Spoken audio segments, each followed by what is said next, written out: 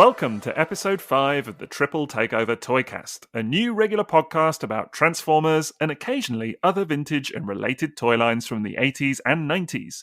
Your hosts are Transformers toy writers and photographers, Liam from Toybox Soapbox. Howdy hi. M.A.S.K from Transformers Square One. Greetings. And as ever, my name is Sixo, but more on that later. Anyway, the topic for today is big men, or rather big men that are made up of lots of little men being smushed together, that is to say, combiners. After all, who doesn't love a good big man, eh, Maz? Oh, don't forget big women. Victorion and Co. Well, What are you laughing at now? Anyway, enough on that. How are you both doing? Really good, thanks. I'm, looking forward to talking about little guys and little women smushed together. Don't know how we start off now, frankly. I think that's... what an unusual start to the episode, eh? It's me trying to kick this one off nicely and professionally. And look at... all going a bit Pete Tong already, isn't it? You bloody started it, mate. Yeah. Talking about people squished together. Oh, I'm leaving all of this in, honestly. Yeah. We'll just claw it back on track. Are we all okay now? Time will tell. Yeah. How are you both doing? I'm all right, thank you. Very good over here. Excellent. Maz? Yeah, I've just spent the last hour looking at McDonald's changeables on eBay, so that's been a fun rabbit hole. All right. Do they combine? Time will tell. Okay, well, we'll wait to see on that one. Perhaps more on that later as well. Anyway, I kind of got turned on to the topic of combiners the other day, rather randomly, because I don't know if either of you are aware of this. Probably not, but there's a new Octonauts film out on the old Netflix at the moment. Big fan of Octonauts there, Liam? Yeah, massive. I mean, those little bears in the little submarines going under the water or whatever it is. I literally haven't... That's essentially it. That's it. That's Octonauts. Yeah, that's the one. That's the one. Creature Report. Yeah, if you've got children of a certain age, then Octonauts is the biz. Let me tell you, it's really, really good. So definitely worth checking out. Or actually, I mean, to be fair, my little boy, his granddad loves it as well. I think he watches it on his own. But anyway, they've got a new film out. It's very, very good. And in it, there are some new little submarines called Gups, which they have. This is leading somewhere, I promise. This is not just like suddenly an Octonauts episode. I was going to say, this is the Octonauts official podcast. If you're listening to this. I had to hunt for some Octonauts toys a few years ago. Some of them were pretty difficult to get, actually. They're surprisingly scarce, actually. I think if we did do an episode on Octonauts ever, then there would be a lot to say about the rarity of some of those items, let me tell you. We looked for some as well, and they are quite scarce. I've also had to do this for Emily's nephew many, many years ago. I've had to look for them, so I vaguely know what they are. Is there a symbol like the Hydra symbol from Marvel? Is that a... there's a little squid, I think, or something. Yeah, like a little squid symbol. I don't think it's specifically supposed to be a Hydra thing. Like maybe, I don't know, maybe it's a shared animal universe. Terrorists, that's what they are. Yeah, possibly. MCU crossover, I don't know. But anyway, in the latest episode, spoiler alert, there are 5... or 5 or 6 anyway, new Gups that they have. So Dashi, who's the engineer of the group, has built some new Gups, and it's pretty obvious to a Transformers fan when you first see these little submarines that they are going to combine. And needless to say, come the end of the film, they do, and they turn into kind of a giant robot mode as well. So it's pretty cool stuff. It's worth checking out just for that. Like if you're a Transformers fan, there's some. Does Tunic become the Target Master? No, he doesn't. Although that would be something to see, certainly. So yeah, and a kind of Piranacon thing that could be a good crossover as well. Get that under the sea. This stuff writes itself, really, doesn't it? Let's be honest. I can't hear you say Gup without thinking of a Leicester City legend, Steve Guppy. But then I realised you don't know who he is. I've got no idea what a Leicester City is. Is he a football person? He is a man of football. Yes. Yeah, or he was like a long time ago. Tottenham Wednesday or something. Yes, that's exactly who he was. He's the sort of person who, you remember when kids used to swap football stickers? No. This was a thing in the 1990s. But he Italian was 90. Yeah. But he's the one everyone had like 1,400 of. It's that sort of swap, yeah, see my childhood memory of football is my stepdad wanting to watch it on Saturdays, and that meant that I couldn't watch Transformers the movie on VHS. So that's kind of like, I think that's where my thing with football kind of began.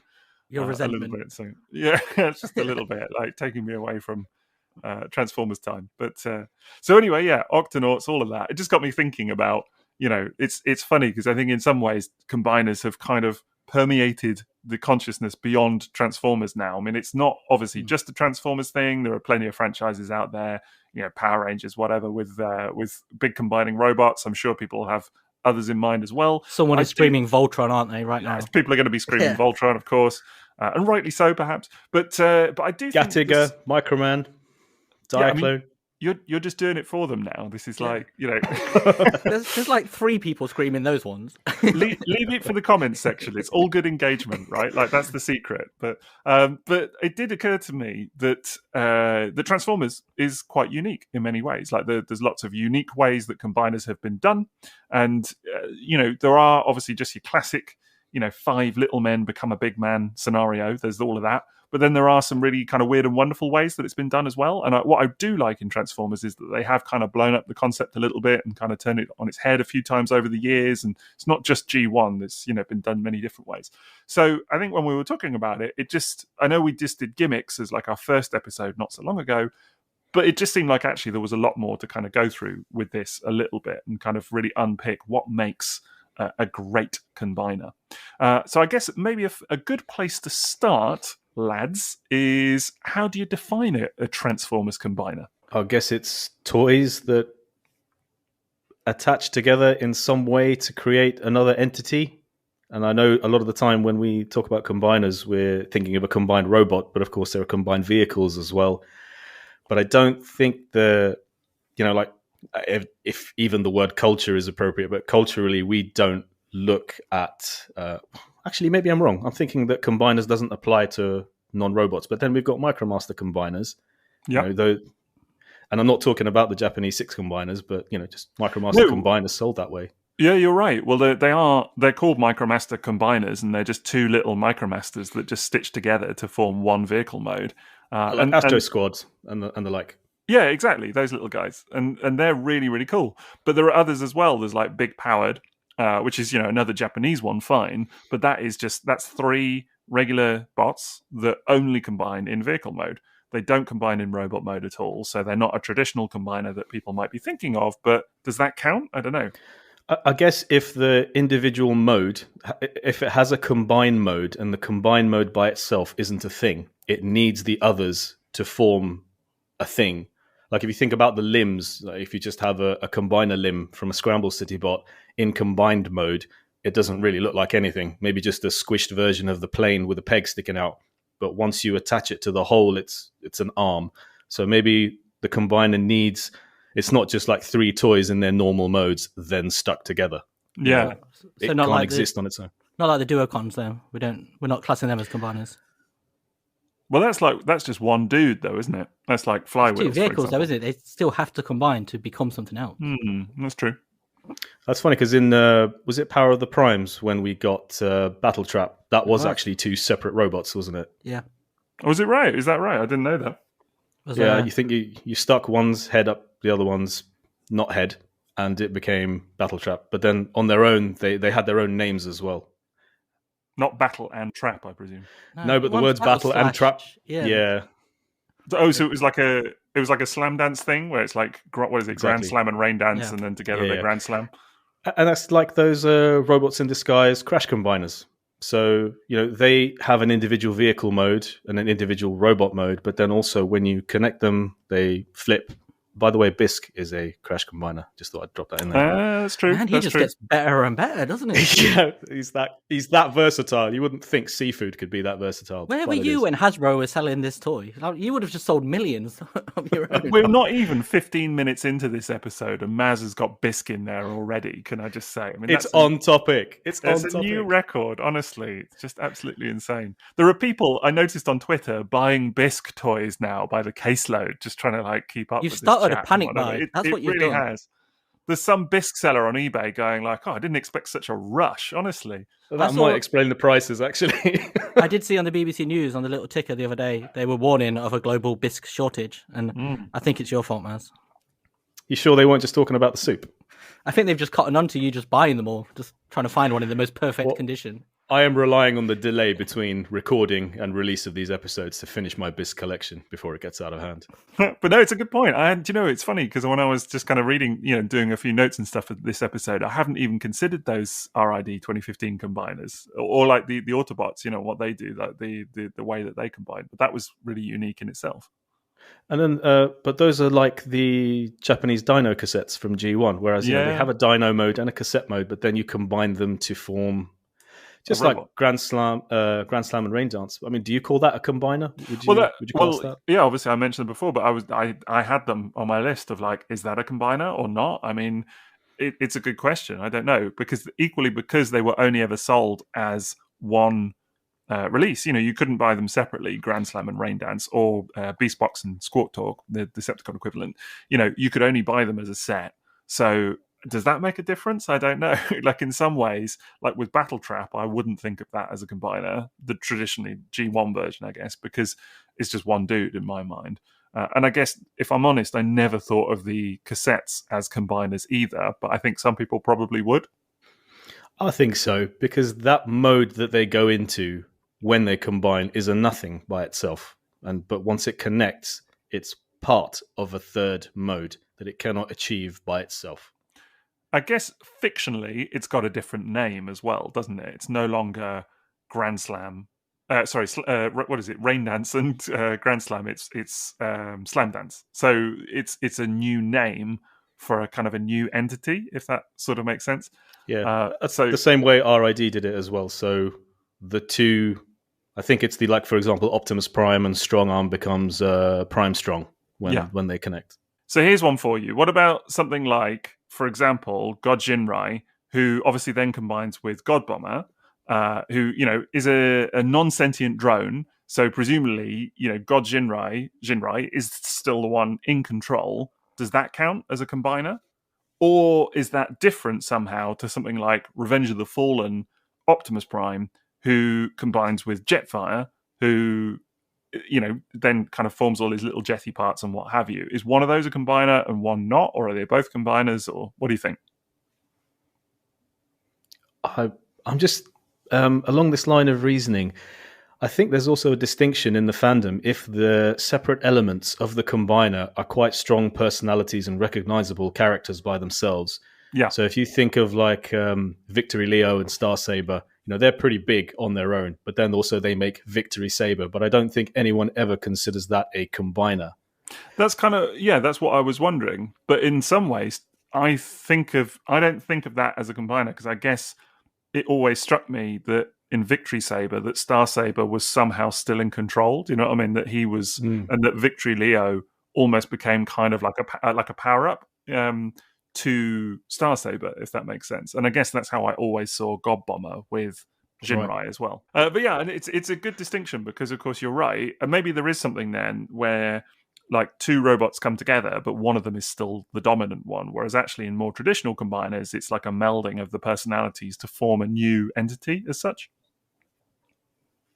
I suppose that's quite a G1 sort of way of looking at it, though, isn't it? Because that's how we view combiners, from that perspective. But then you have other ones like, say, power core combiners, don't you, and stuff like that, where they take on drones and attach. They have one core robot, and the rest aren't really sentient. That's true, and I guess that's still combiners. And I think you see quite a lot of that as you go throughout Transformers post G1. Whereas from G1, when we talk about combiners, you very quickly think of Superion, Devastator, and these guys, don't you? And I think that's kind of shaped what a combiner is. But what about Dreadwing? Because that is a combined mode. They do combine. The mode that they turn into to combine is a nothing by itself. They need each other to use the combined mode. So I think there's also a difference between a toy whose main reason for being is to combine into the thing, and the combiner is the main selling point, whereas some toys have a combined mode. And I think maybe there's a distinction there. But I never viewed them, even in the comic, as it being a new entity. That it just felt like was somehow different with those two, that they still both had a stake in what was going on, that it was like a combined jet form, but they, maybe because they then both got their Powermaster companions as well, who are separate. So yeah, that's a really interesting one. Do you think there's a distinction between connectivity and combining in some senses, where two robots can connect to sort of, I don't know, like they can sort of boost the powers? It's different, isn't it? To, I don't know, is combining something different then? Is combining more total and complete than just sort of... It must be, because otherwise then you'd have all of the Micron Legend things as well. Like in Unicron trilogy. Yeah. Oh, you're thinking about... Yeah, okay. I thought you were going to say Superlink, the whole Superlink thing, or which of course would actually be Energon. With the two dudes that then one becomes the trousers, and one's the top and one's the bottom. The pants of power, for want of a better term. Moving swiftly on, but but that whole jazz. Literally, one is the trousers. So like Hot Shot and Inferno, for example, and like that one of them will turn into the legs, and one is the top half. I give you the new power of new trousers. Yes, exactly. Who doesn't want to become the trousers? You can't. Maybe that's the distinction. You can't have a combiner unless a member or two become the trousers. That's interesting. I suppose then think of a recognized combiner where one of them doesn't become the trousers. I guess that. Well, what about like the vehicle mode ones then, like big powered and stuff? You're saying that they're not combiners because they don't have trousers? Well, that's the thing. I mean, are they sold as combiners? Are they ever considered as, if you gave a list of the top 10 Japanese exclusive combiners, would big powered be considered one? I think you have to look at the trousers. It's all about the trousers for you, isn't it? But I think it's an interesting one, because I think something like that, and generally what we're saying is that I think if you did do a list of best combiners and you included some of these, people might be like, well, hang on, why are you putting these guys in over I don't know, Superion or whatever, if you were? Well, exactly, yeah. Other people might be like, hang on, if you don't include them, where are they? So it's difficult. But I mean, if you were going to step into a discussion about all the combiners, that unofficially the kind of toys that people would talk about, and then if you came in and said, well, what about big powered? You'd be that guy. You would be that guy. I mean, you it's a bit of a flex, really, isn't it? It's a bit of a what about big powered? Okay, so I guess maybe what we're saying then for our distinction today anyway, not that we're particularly right or wrong or whatever, but we're thinking of where a new entity is created as such, and specifically a robot with trouser members. Okay, yes. And a jacket. Is that what it's got? Little sleeves, a jacket. Yeah, sure. If you want, I'm not thinking of them all as clothes. That's all I can think of. I've often thought of them as clothes. I mean, they often have hats. And, I was going to say, who's now the baseball gloves. cap of Transformers?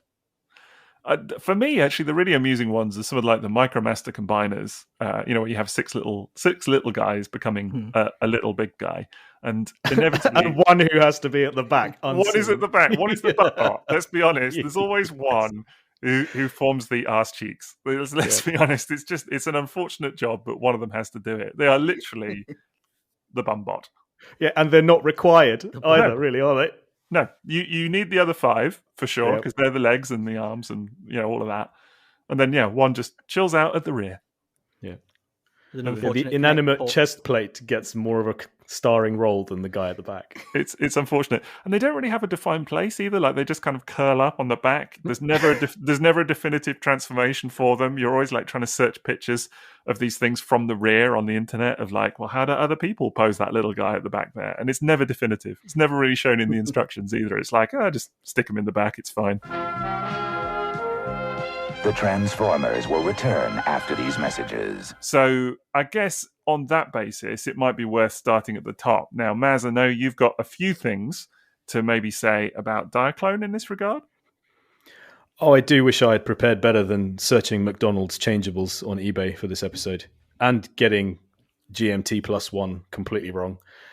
But yes, so a lot of the combiners that we consider as Transformers toys, things like aerial bots and Stunticons, for Diaclone, there was a toy line, a subline planned called Jizai Gatai, which is free combination. And the thinking is that a lot of these Scramble City bots were actually designed for that subline, and that subline was scrapped in order to facilitate the deal with Hasbro and Transformers, which is why, of course, Metroplex is considered a Diaclone design, and of course there are prototypes of it from that era, and you can connect the Scramble City bots to Metroplex and subsequently Metro Titan as well. So those toys were going to be part of Diaclone, and Diaclone had its own combiners. You had the Train Robo, you had the Constructicons, so they were actually combiners before Transformers. And even going back further than that, for the original launch of the Diaclone line in 1980, there were other toys that combined, like Dia Battles. The original Dia Battles toy was a combiner of 3 parts that created the Dia Battles robot, even though the individual pieces didn't turn into robots. Similarly, big powered as well. And, there's evidence of Microman combiners as well. So it was definitely like culturally in Japanese toys, there were combining robots before Transformers was ever a thing. Yeah. I think the whole Scramble City thing, being born from Diaclone, to me is fascinating, because actually I think that those toys, we'll talk about Devastator, I'm sure, and Raiden and what have you, but I think those toys are typically the ones that people perhaps most associate with the gimmick. I don't know, because of the interchangeability of the whole thing, and the sort of wide availability of those toys. I mean, certainly if you grew up in the 80s, chances are you had probably one of the limbs from one of those sets, Bruticus, Superion, Menasor, or Defensor. Quintessential UK childhood collection items. Yeah. Exactly. They were just so prevalent. Not many people always completed a set, but you had at least one, I would imagine. And obviously the fact that they were interchangeable, meant that actually you didn't even need a complete set. You could just have odds and sods and still kind of make something. But yeah, I think it's fascinating how they all kind of interchange with Metroplex as well. And of course that came after Devastator and Raiden, which they don't have that free combination concept. They just have the one combination. So yeah, all of those designed for Jizai Gatai had the free combination, and that's obviously what we got for Scramble City. Yeah, and that whole free combo thing, actually you made me realize I don't see anywhere near enough photos of like Frankenstein combiners. No. A couple of aerial bots and stuff like that. It's never really done, is it? And I sort of said it then, and I was thinking, why do more people not do it? Because actually it would be so cool. I mean, you could do it with Abominus and Computron and those guys as well. Stick to factions if you want, Autobots or whatever. But there are potentially, Piranacon, throw him in there. There's loads of combinations that could be made that could be kind of fun. And it would be super nostalgic as well, wouldn't it? It's one of those. It's because that's what we all did as kids, because we would have had more limbs than core bots, and you would have just put them together in the best way you possibly could. So it's really I had Air Raid. Is that it? And I think it's the last G1 toy I had, and I got it in Cyprus in what must have been 1990 or 91. That was the only combining robot I ever had as a kid. It was just Air Raid. Man, I had loads. Did it have its head intact? Yes, I bought it new. There was there was no weak at the knee silver bolt. That's something then, isn't it? That's something. So, yeah, I had a fair few of them. I think I didn't have many complete sets, I don't think. I mean, I had a complete set of aerial bots, but if you've heard a previous episode, you know what that became of that. I couldn't actually combine the things, unfortunately.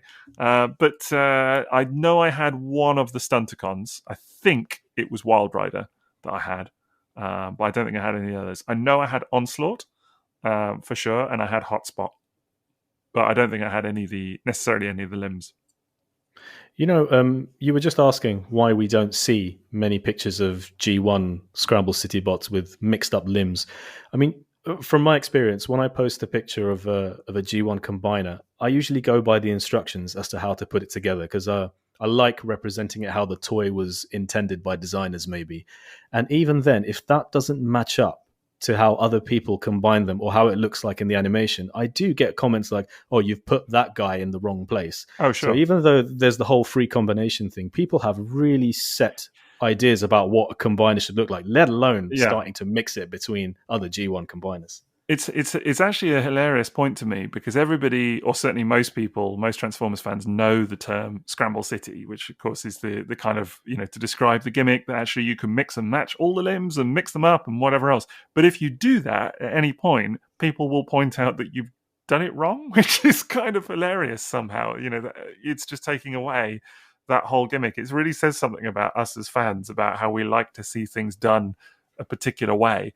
Because you're absolutely right. If you decide that you're going to stick Swindle on Bruticus as an arm, people are going to spot that straight off the bat. So and it's a G1 thing. Like with Combiner Wars, the amount of fan modes and creations that people showed off on social media, I mean, it was obviously not a problem there, but it's just typically occurs with G1. So it's that commitment to accuracy, isn't it? It's that you kind of have this, everything has to adhere to those sort of rules, doesn't it? Of like accuracy, really. The rules. Yeah, definitely. So the rules. The rules. But I think what's really interesting, actually, is thinking about Bruticus is, of course, then he came back that mold for RID 2001. Or Car Robots 2000, and actually there, particularly in the Car Robots version, they very much showed off two configurations in terms of how you put it together, and it was like two official combinations. So it wasn't just okay, now this is the kind of default way that you do it, but then you can scramble it up if you want. It was very much like no, he has these two, and I kind of like that because one of them is very different to Bruticus as well, and actually I think it kind of works better. It's really interesting. It does have like the two earthen modes. Obviously, Brawl and Swindle traditionally it has them as arms, and it looks. I just can't picture that. It looks really good. Yeah, it's so ingrained that Blast Off and Vortex are the arms that. That's super cool. What works beautifully, of course, is that then you have Brawl as an arm, and there's a big cannon right on his arm, just like a Megatron style cannon, and it's great actually. As soon as you do it, you're like, oh, this is kind of cool. It works really well. Almost as if it was designed that way, right? Yeah, definitely. Yeah, so and it swivels and all of that. So it really does work. But it's just fascinating to me that then we remove that joy out of a need for things to look a particular way. I guess I don't know. Well, that's me messing with Bruticus later. You've just inspired me to do that. That's going to be fun. Yeah, definitely. We should all do it. We should just like mix them up and refuse to post pictures the normal way. I don't know, just really like screw with the fandom a little bit. That'd be fun. But do you think many people know about the old repair bay modes and all of that as well? I don't know how widespread this information is these days, to be honest. I remember early 2000s, most people wouldn't. I know I didn't. I didn't know that the Japanese versions had working launchers for Onslaught and Silverbolt and the Motormaster. So that was an amazing thing to learn, that they even had a base mode. And then, of course, finding out those base modes connect to Metroplex in base mode. All that was a discovery for me in the 2000s. So I would not be at all surprised if there are still fans today who aren't aware. I remember being absolutely miffed about Metroplex as a kid, what those combiner ports were. I never put it together until I was much older and I saw it on the internet. And I was like, oh, I just assumed they were ports for the guns to go in. I actually do remember realizing when I was a kid what those little ports on his knees and stuff could do. I remember thinking, okay, you could put one of the little guys in there. It's just a shame that my little guys have all got their heads snapped off, so it actually can't be achieved. But I do remember the realization, at least. The reality was a little bit disappointing. But yeah, I did see a picture actually of like Metroplex and his robot mode kind of souped up with aerial bots and stuff on him as well, and it looks amazing. I think it's a really fun thing. It is cool. And I really think just as marketing, that was a whole opportunity missed. I mean, because I've got photos of when I first owned aerial bots, when I started collecting as an adult. I had a Metroplex at the time. I also had a Metro Titan at the time as well. So I stuck them on both of those figures. And I remember just naming those pictures Aeroplex and Aero Titan. And I just thought, well, those are actually really cool names that are really obvious derivations of what they're already called when you combine them. And I think if there was any kid who bought Transformers, had Transformers, like Scramble, City Bots, and Metroplex, if that whole combination aspect wasn't really sold to them in the paperwork, then the trick was missed. Yeah, I think it's the kind of thing now that if it was released now, they'd make a much better marketing proposition of it. It would be a whole line. First of all, it would be a whole line of toys for whatever length of time, it would be really pushed. It would be very much on all the packaging. That you could also buy these other toys that they would work with this.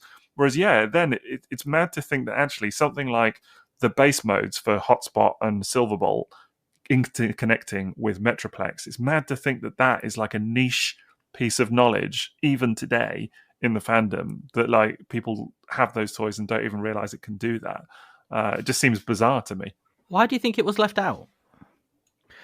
I have a feeling that it was possibly constrained by the whole Autobot Decepticon thing. Am I right in saying that they can also connect to Trypticon? Do you know, actually, I don't even know. I'll be completely little base modes honest. I thought they could, yeah. Yeah. So it comes there's not even an excuse there, really, is there? Yeah, there's not even an excuse there, because you had faction bases and then you had faction leaders. So you'd had enough to connect Hotspot and Silverbolt to Metroplex, and then you could do Onslaught and Motormaster with Trypticon. And then, of course, there was Scattershot later too. So, yeah, I don't know why. Maybe it's also just part of that whole rushing toys to market. Think of all the mistakes that are just lit.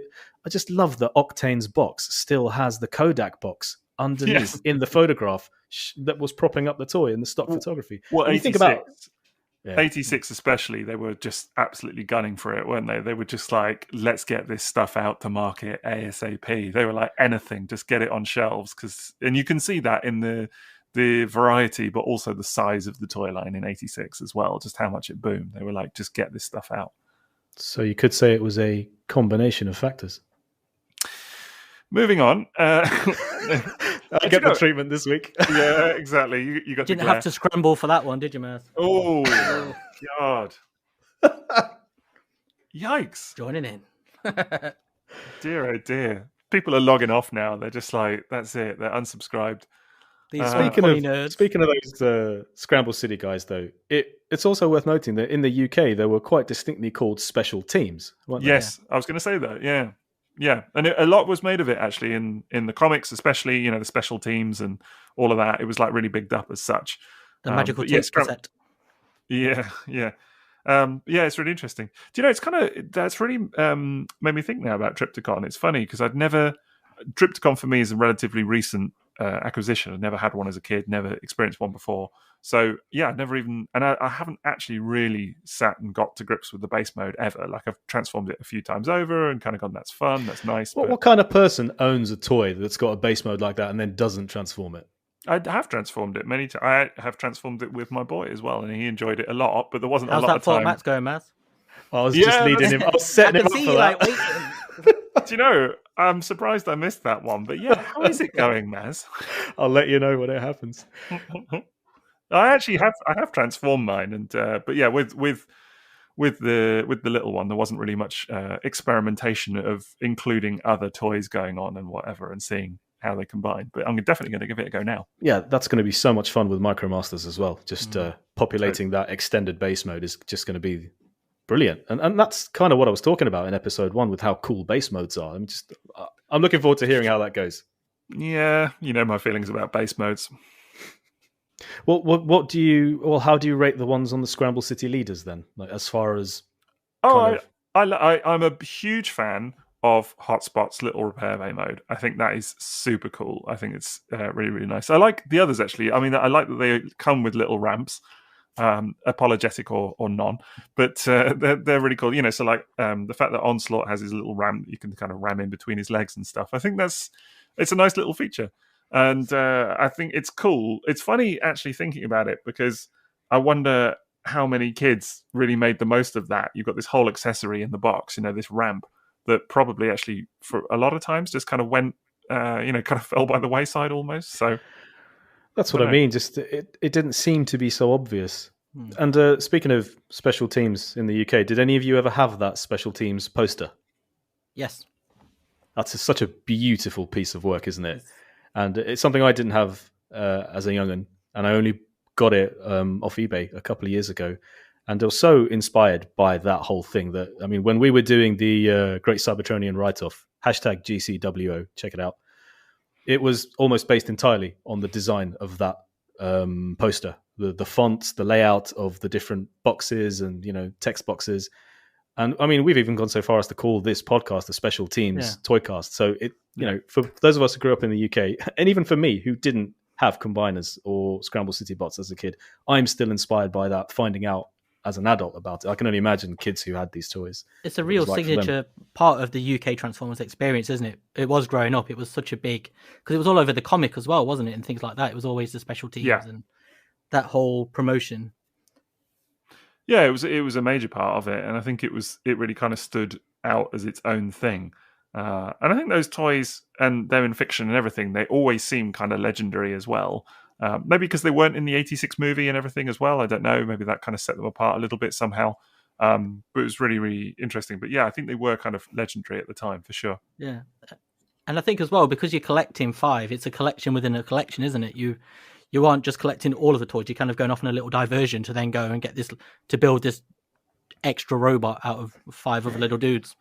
Yeah, I think there's a real sense of accomplishment with that. I think what's maybe interesting now is that actually the toys themselves are quite basic. Some of the limbots and what have you. And I saw some criticism actually from a younger fan, I think it was on Twitter recently, and they saw a picture of some of the aerial bots, and they were like saying, "Oh man, they look kind of goofy. Actually, they look pretty basic and whatever." And I was like, "Well, yeah, they are, but kind of then I don't know, in a funny way, they're superseded by the fact that you can get the set and then make this other toy. Do you know what I mean? So yes, as an individual thing, they're quite small and they're not the most intricate thing, but that doesn't matter.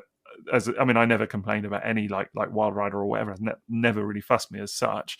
But the fact that they then can combine is very cool. But that's what makes them so special, isn't it? They are simple and they're all the same. And it's a thing that carried forward into Combiner Wars and all of those. They follow that same pattern where all of the limbots, they're virtually identical in transformation pattern. And it's so you can convert them from robot to car to combiner in seconds. And there's no faff, there's nothing involved. And it's just a beautifully uniform way of doing it. And because if you look at all those Scramble City limbs, they all have the same transformation. It's pull the legs out, you flip either a front of a jet or a car or some futuristic drill tank from Total Recall over the head, and job done. That's about it. But that's what makes them so good. And it made them cheap as well, which also tied into that. But I think that's kind of a lost art with Transformers for me. And that's one of the reasons I do love Combiner Wars. It just brought back that sense of I could combine it in moments. There was no, I don't know, it was no faff to it. And I just think it's such a beautifully underrated part of the experience. Yeah, as someone that spent a fair bit of their time of late combining, third-party masterpiece styled combiners. You literally need to set aside half a day almost, to kind of sit and do it justice, because it is just an insane amount of transforming at times, and it's a lot of fun. Yeah. But it's also, it's tough on the hands, and it's intricate, needless to say. And with the with the scramble limb, sorry, I just want to say they fit so neatly in with the Transformers noise as well, because you literally could transform them while going. Whereas like modern toys, you can't do that. You don't, because they take too long. It's just not the same. And I think that was so important to me as a kid, was being able to recreate that from the cartoon. You have the aerial bot swooping in and then into a robot, and it's so fast and fun. I remember failing miserably at trying to do that with Starscream. And it was a thing, and I did find it important. Maybe that explains why my Starscream is in the condition it's in, actually. Just bits just falling off left, right, and centre. I was going to say, a fist is under the sofa, and there's like a missile shot off the other side of the room. Yeah, so there with a stopwatch going, did I get it? But that is an important thing. I completely agree. That was something I tried to recreate as a child. But also, I understand the other side of the coin, because the only Scramble City bot I had as a child was Air Raid, and it was after all the other Transformers I'd owned as a kid. So I had cars and jets, which were obviously Diaclone and Microman style things. Then I had Headmasters, which were a very specific type of toy, still very enjoyable, and movie bots. Then I had one Micromaster base, which was Skystalker. Then it was Sunstreaker. Yeah, it is. Then Sunstreaker, which was again a throwback to what originally made me fall in love with the toys as a younger child. Then it was Air Raid, was the very last one. Yeah. Was it a gold box? No, it actually wasn't. I bought it in Cyprus in the 90s, early 90s, 89 or 90, but it was not a gold box one. I've checked the copyright, and I seem to remember it had the grid card. The only gold box I had was Sunstreaker, also bought in Cyprus, actually. But no, Air Raid was the first sort of peg head I had, and it struck me as so very different to everything I'd owned previously. And it was a bit of a culture shock because it had a really cool jet mode, reminded me a lot of Skywarp that I really coveted. But then the robot mode was so weird compared to all the Transformers I'd had before. So I can totally understand why people looking back now at those combiners find them a little bit strange, even as G1 toys, because I'd missed out on all of those, like Fizzle and things like Wildfly, Monstructor Bots, all those Transformers that were that style of design with the tiny heads. I missed out on all of those as a kid. So getting into them as an adult has made it much more understandable for me. Do you think those original Scramble City Special Teams guys, do you think they work better as sets? Yes, and I think Hasbro knew that too, which is why we got these glorious gift sets. Yeah, which I've never owned a single one of them. I remember at one point had a real kind of ambition, like a kind of dream almost of like, getting a Superior gift set. And then it just quickly became apparent that actually the easiest way to get those toys is not that route. Mate, I can't even express how much being more than the sum of its parts is evident with G1 gift sets. Yeah. The first combiner I ever owned fully was I think I was 19. Went to that collector's store I talked about in Croydon. The guy had a Devastator gift set. And based on what I had watched in the cartoons, Devastator was the combiner to me. And I bought that in a gift set. And that experience will never leave me. Just getting them all in the massive box with the artwork, getting them all out individually, using the instructions to create Devastator.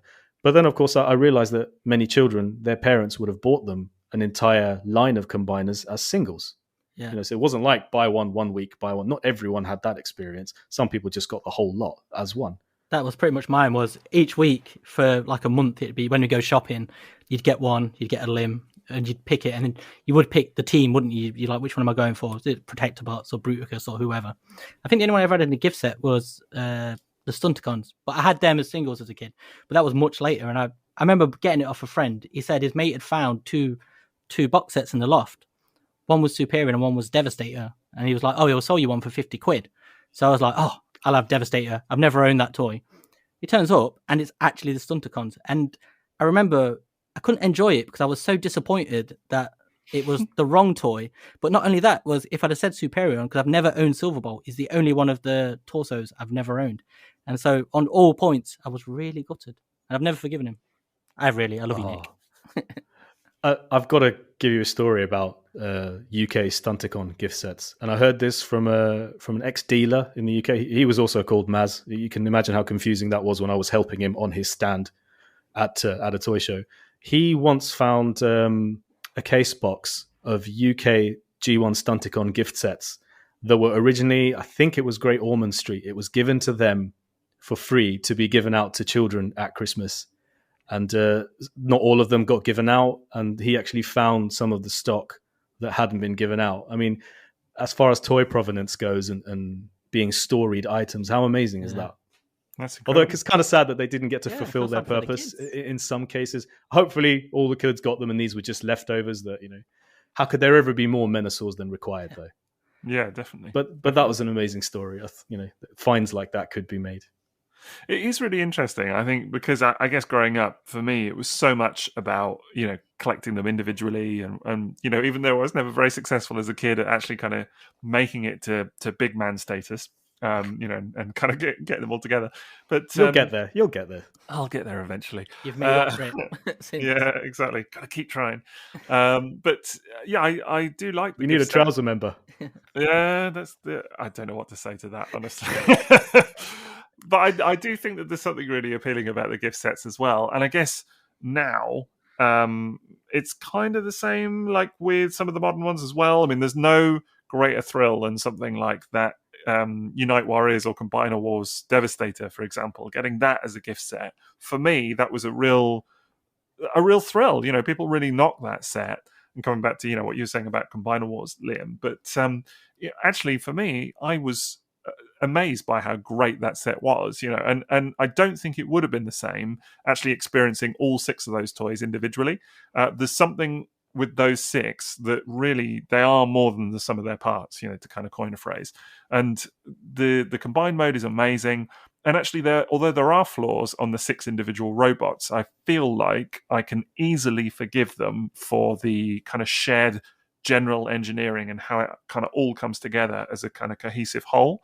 And I think that that's important to acknowledge with combiners, is that you're not going to have necessarily perfect individual robots. There are examples where there are some that are better than others, but there are always going to be, I don't know, compromises of some kind, I guess. But as a set, if it comes together, then can you kind of overlook those, I suppose? But they have some personality, don't they? Those different features, like you're saying about the Devastator set, it works so much better as a whole, because if you look at the individual bots, they are very much compromised by that. So if you saw them on a shelf and you're sort of looking at them individually, they're still great, but they're less appealing. Particularly if you look at someone like Longhaul, who is just a giant pair of shorts, isn't he? That's literally all he exists to be. What are you saying about my boy? He's all big baggy shorts, isn't he? Yes, indeed. I think you could probably combine with him. He's that much. Indeed. I'm sure someone that likes Thews videos will no doubt be screaming sideways elbow action at this point, because I think that's the kind of generally accepted memeable phrase when it comes to I forgot about that. Yeah, you want your individual. If there's going to be a compromise, it has to be to the benefit of the combined mode. Yes. So you just accept it, don't you? Yeah. Especially with a combined mode that's special. And I've never owned that toy. All I did was put it on my shoulder and walk around TF Nation for a short while. Did you know that? I realized that. Did you know that toy? Just a random fact about that it was done by Hisui, wasn't it? And it was his original. So. It was based on his original design for an MP Devastator. If he ever got round to doing it, he just sort of took it and adapted it into Combiner Wars. Very much so. Yeah, he had in mind a masterpiece Devastator. Started with that, and then kind of worked down and to the generations, kind of size and whatever. Well, I say size, actually. That's an interesting one, because, of course, we're now going to get, apparently, a masterpiece combiner in Raiden, and they're talking about it being 18 inches tall, which is the same size, actually, as Combiner Wars Devastator. So maybe it didn't decrease in size. Maybe that would have been the size that he always had in mind. Even though part actually... count, then. Maybe, yeah. Well, I think definitely part count. It would have been, stuff like it would have presumably the individual guys would have had articulated hands. Definitely the Hasbro version would have had elbows and all of that kind of stuff. I mean, the Unite Warriors version has more parts, but still, it's there are compromises. It is amazing how much better the Takara one is, because I've had both, and getting the Takara one, that's the same with Unite Warriors as a whole, though. It just goes a few leaps above. Using the same molds, it just a few little changes here and there, like sideways elbows. Yes, indeed. It does make a huge difference. The only Unite Warriors set I had, and I only had it very briefly, was the Superion. And I have to admit, when that arrived, looking at that set, it was breathtaking. It was so beautifully presented. And I'd already had a go with Combiner Wars Superion at one of our pub meets, and that was an extremely impressive toy. So that's why I ordered the Unite Warriors. I just wanted that kind of gift set style with the amazing artwork and the extra paint apps. But I never actually did get to open it. I just I sold it off pretty soon. I realized that was not a collecting direction I wanted to go. But yes, those Unite Warriors sets were awesome. And very much in the vein of classic gift sets, which are such an amazing part of G1. I love those gift sets. They really did they did nice justice to that whole kind of part of 1986 and beyond, whatever. They really did well with that. And of course that came from Diaclone as well, because we had the Diaclone construction robo gift set and we had the Diaclone train robo gift set. And yes, those toys were available individually, but also they were in these phenomenal looking gift sets. Mm. Yeah, I guess it is interesting. I suppose I'm just thinking of, like, you're talking about, those compromises and whatever. Maybe then if you do get them as a gift set, it makes the compromises a bit easier to swallow somehow, because you're looking at them as a holistic set. You're thinking of chances are you're going to whiz through the individuals and then get to the combined mode possibly in one sitting, particularly if it's G1 toys, which aren't so complicated. If it's Masterpiece or whatever, then maybe you take your time with it a bit more. I don't know. But, maybe there's an assumption that most fans, collectors, kids, whatever, will get to the combined mode as quickly as possible. So actually some compromises along the way are kind of okay. Yeah, well, the gift sets have the pictures of the combiners on the front, don't they? So they are very much sold as that's what you're buying. It's not the individual characters. You're there for the big robot, aren't you? So it's a different mindset. Definitely a different mindset. Yeah, but they were so clever in doing both, weren't they? Because they knew that most people will probably buy the nice cheap single, and they would just make tons of gifts. Much more likely to buy that than a big old expensive gift set. So it was, but the gift set makes maybe an even better Christmas present, but maybe not just like a one-off present. Maybe that's why they didn't push the idea then of that you can scramble beyond the teams themselves, so you can like mix Bruticus with Menasor, for example. Maybe that's why they didn't, because they like the idea of actually kind of locking you into like you want to complete this character, for example. And actually, if you can interchange the arms and legs too much beyond sets, then it kind of takes away from that sort of appeal, if that makes sense. Like you want to complete your set of 5. So here's a question for you then. So of those Scramble City, initial special team sets, so you've got what? We'll come to Devastator in that maybe a bit more in a minute, but you've got Bruticus, Defensor, Superion. You've got who am I missing? You've got Piranacon, Abominus, Computron. Thank you, and Menasor. Yeah. So of those, which was your favorite? As a child or now? Yeah, either one. I think, I didn't have any of them as a kid, so it's kind of a moot point. Okay, but, you asked the question. Yeah, I know. And even in the cartoons, I mean, I didn't see season 2, much of it, until much later.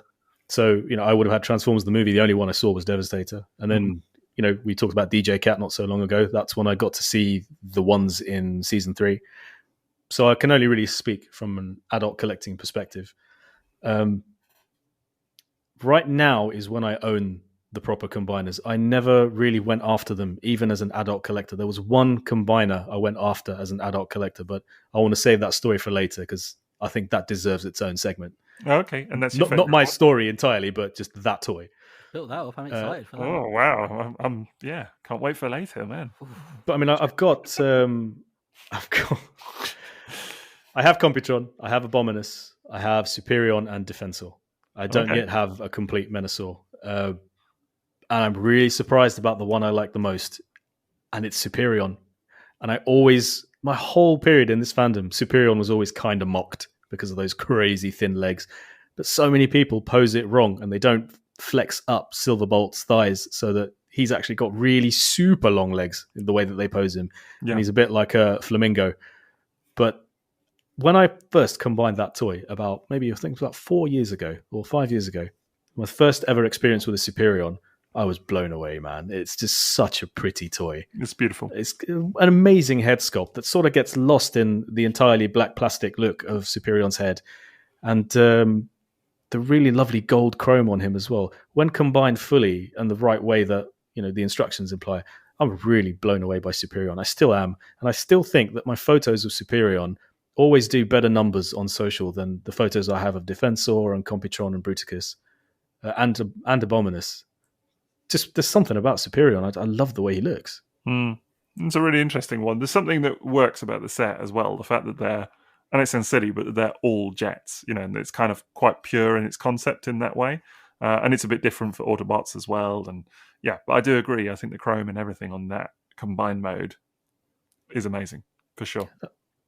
Just going to ask, on Silverbolt, he has a base mode, doesn't he? We were talking about it earlier. But right. The Japanese one is spring-loaded, isn't it? Same with Onslaught. Yeah, but that's not the case for the Western ones, is it? No, we didn't get the spring-loaded versions in the West. I was just very interested in that because I literally only discovered that it had a spring-loaded base mode this week. So I thought, what better time to talk about it? Well, that was one of the bonuses of the Encore gift set version of Bruticus, because it would have been based on the original Japanese Takara release of the Combaticons. So it would have had that feature reinstated. Yeah, and it does. Yeah. So Liam, do you have a favorite of that lot? I do. It would be Computron. I was quite lucky. I had most of the combiners, but that one always stands out because I suppose I think it hits at the right age because I had the Stunticons and they were quite good. They just looked a bit like a series of luggage on top of each other, so they weren't that exciting.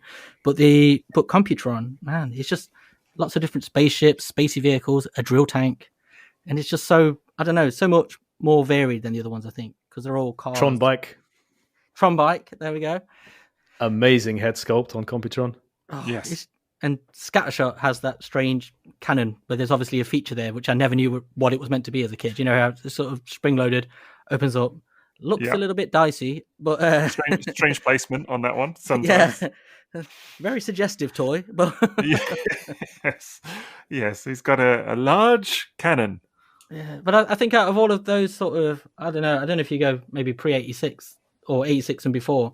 To me, that's the most inventive looking one. It's just got so much personality compared to any others because there's nothing uniform about him. Everything is different, and it just, I don't know, it's a very fun toy. All the little toys are really fun as well. Yeah, they are. It's a good set. It's interesting you mentioned about the uniformity of it, because, or lack thereof, I suppose. Although it is quite uniform, I guess, in that they do share a color palette, at least with the Technobots. There's variation. It's coherent. Yeah, exactly. There's a lot of white and red, I suppose, but well, they all have they're like obviously. They all have the kind of individual bits, don't they? Like Afterburner, for example, is a slightly different color, the orange and things to some of the others. So they do kind of mix. Nose Cone is very brown as well, isn't he? Nose Cone's very brown. Yes, indeed. But there is a kind of cohesive palette there, at least. They kind of share. Whereas actually some of them, like Abominus is a good example, are just completely off the map in terms of color. And the Stunticons as well. They're another one. Yeah. I don't know. I see a lot of people sometimes prefer when there is a kind of uniform palette, like with Piranacon, for example. People, or Devastator, people seem to really like that. I don't really have a preference either way. I don't think it matters. What about you, mate? What's your favorite? I think it's a good question. I would be tempted to maybe take a swing for Defensor because I think he's super underrated. I think the individual toys are all beautiful. I know people kind of I feel a bit so about Groove a lot of the time, and kind of feel he's a bit ropey or whatever. But I don't think that. I think it's a lovely toy. Groove's great. Groove in Italy was called Chips, based on the Cop Show in the US. Yeah, Groove is awesome. Say what you want. I think in many ways the Protectobots is also very pure of concept, because look at something like Streetwise, for example, which, even in his robot mode has that kind of cop look to him, and it works really, really well. Actually even Defensor as a combined mode has elements of kind of all of the emergency services kind of coming together. It kind of, again, has the kind of shades and things like that. He looks like a wall as well, doesn't he? He's got that sort of defensive wall sort of posture. Yeah, brilliant. It works so well. I like that the combined mode head is integrated. It's a little bit different. I think Very Hotspot as a leader is probably my favorite. I love the blue fire engine. Just always captured my imagination for one reason or another. The stickers on that set are immense. I just think it works really nicely. And there's a bit of variety. You get obviously Blades as a helicopter. You get kind of a couple of land vehicles, a motorcycle, which is quite unusual in Transformers to begin with. It's cool, and fire engines, which are a big. I'm a big fan of fire engines. So yeah, and a great head sculpt again. A terrific head sculpt. Yeah. On even on the little guys as well, like First Aid, for example. That's to me is a great looking toy, really, really lovely, and you get all the kind of fun with the metal chest variants and all of that kind of malarkey. So there's a lot to be said. I think I had the most thrill. I have all of those Scramble City guys and Piranacon and whatever. I had the most fun getting together the Protectobots, I think. It's a really lovely set. It must be the most ubiquitous... I'm turning to M.A.S.K. The most ubiquitous set of combiner toys, hasn't it? Because even today, you can still walk into a charity shop or anywhere and you'll still find one of the Protectobots in the little boxes of toys. It's always First Aid. Yes, quite often. Yeah, definitely. I think the Combaticons are close, though. Yeah. Yes, I would agree. Yeah, the Combaticons are plentiful, let's say. They pop up all the time in various kind of conditions and whatever.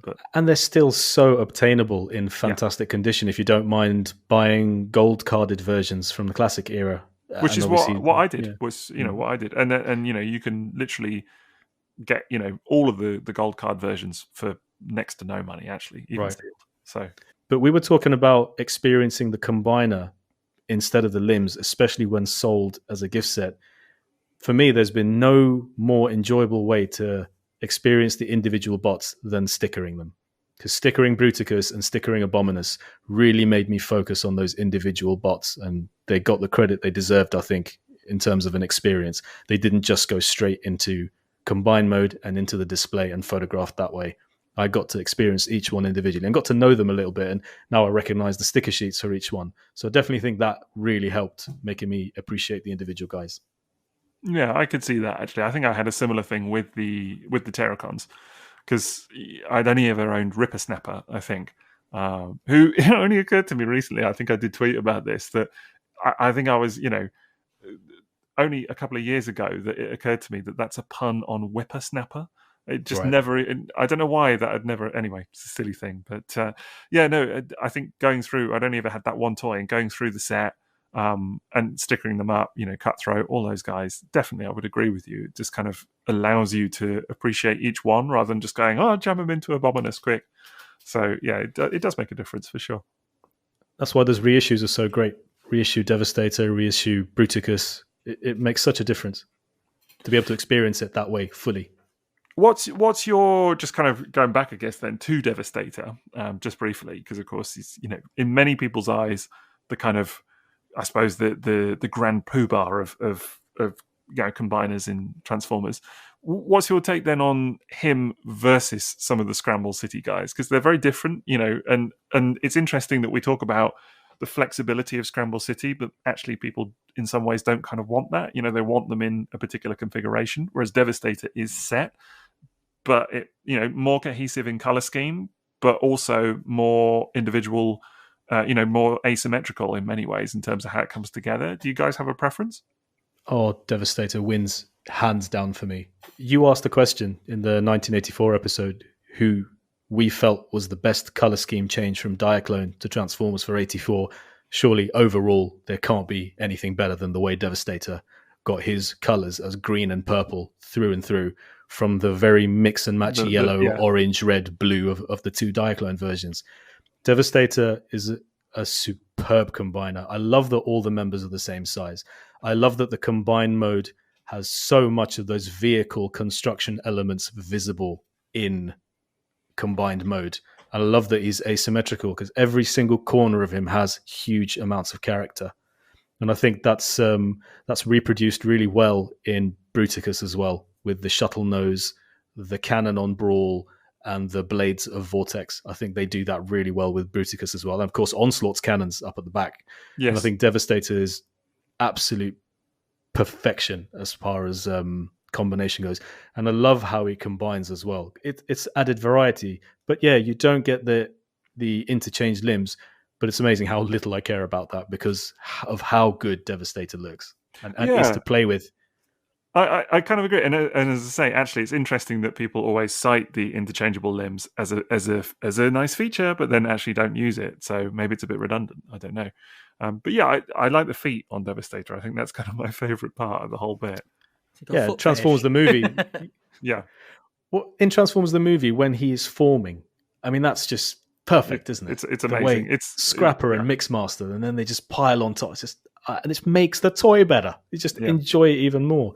And those individual Constructicons are such good toys.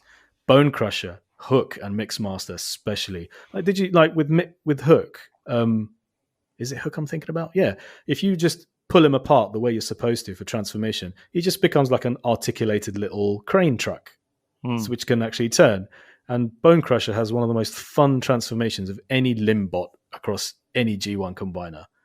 And I love that about that toy. And it's kind of why I really like Raiden as well, because it kind of follows the same uniqueness and, how good the individual and varied the individuals are, and not having one main leader and 4 stick-ons. I like this type of combiner more, I think.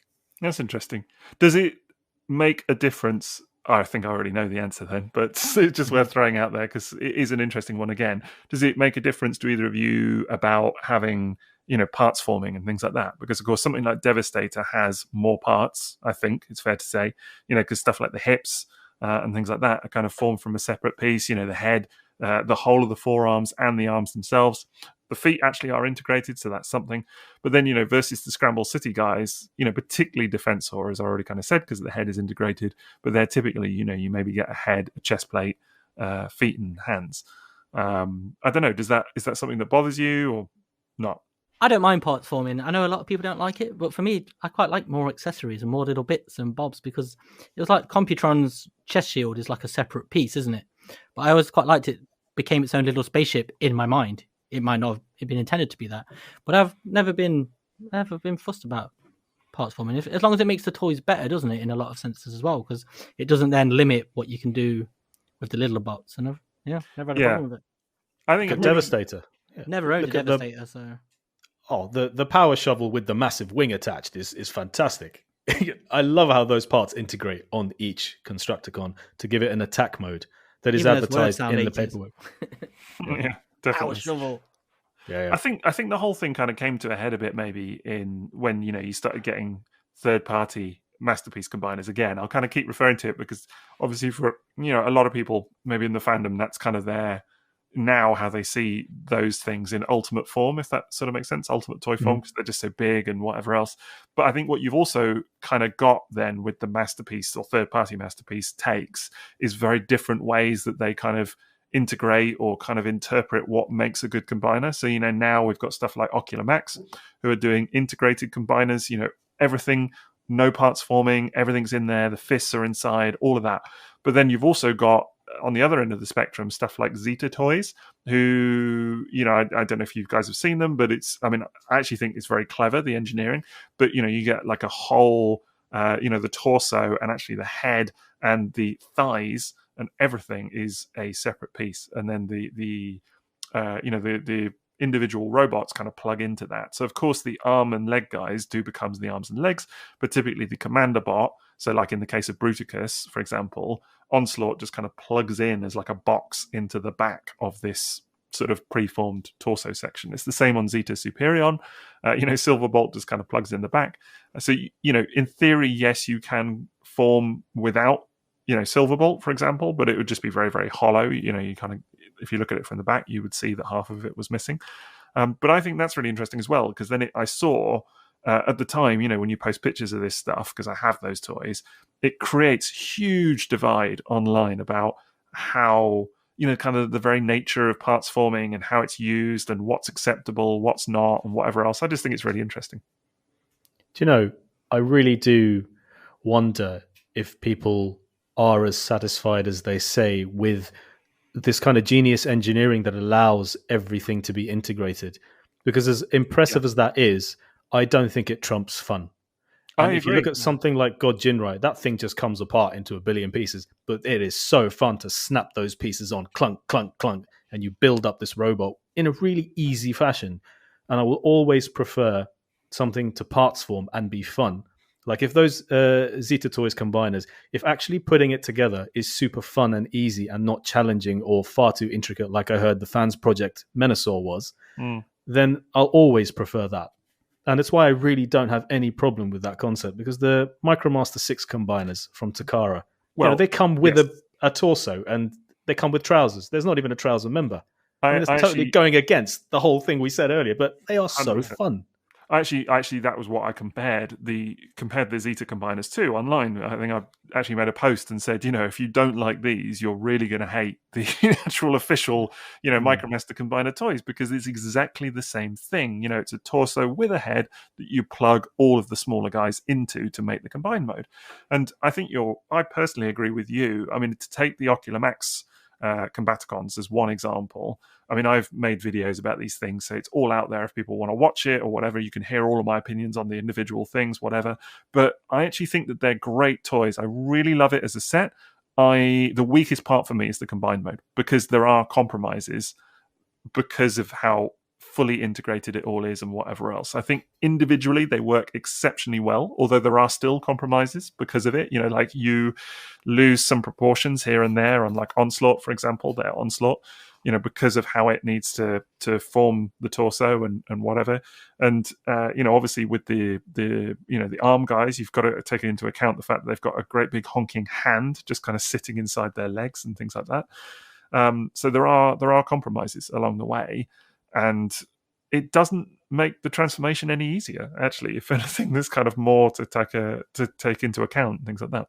But it's an achievement, and it's an engineering achievement. It's obviously a Right. goal that they set, and you can respect it on that basis because it's not something that's been done a lot within the realm of combiners, throughout the years. I mean, another toy I wanted to mention later is Car Robots JRX Rail Yes. Racer. I mean, Yeah. that does it pretty damn great, doesn't it? So it's Yeah. possible. But I can understand why they went that route, because they wanted to use that as a primary selling point of their particular product in a market that's pretty saturated.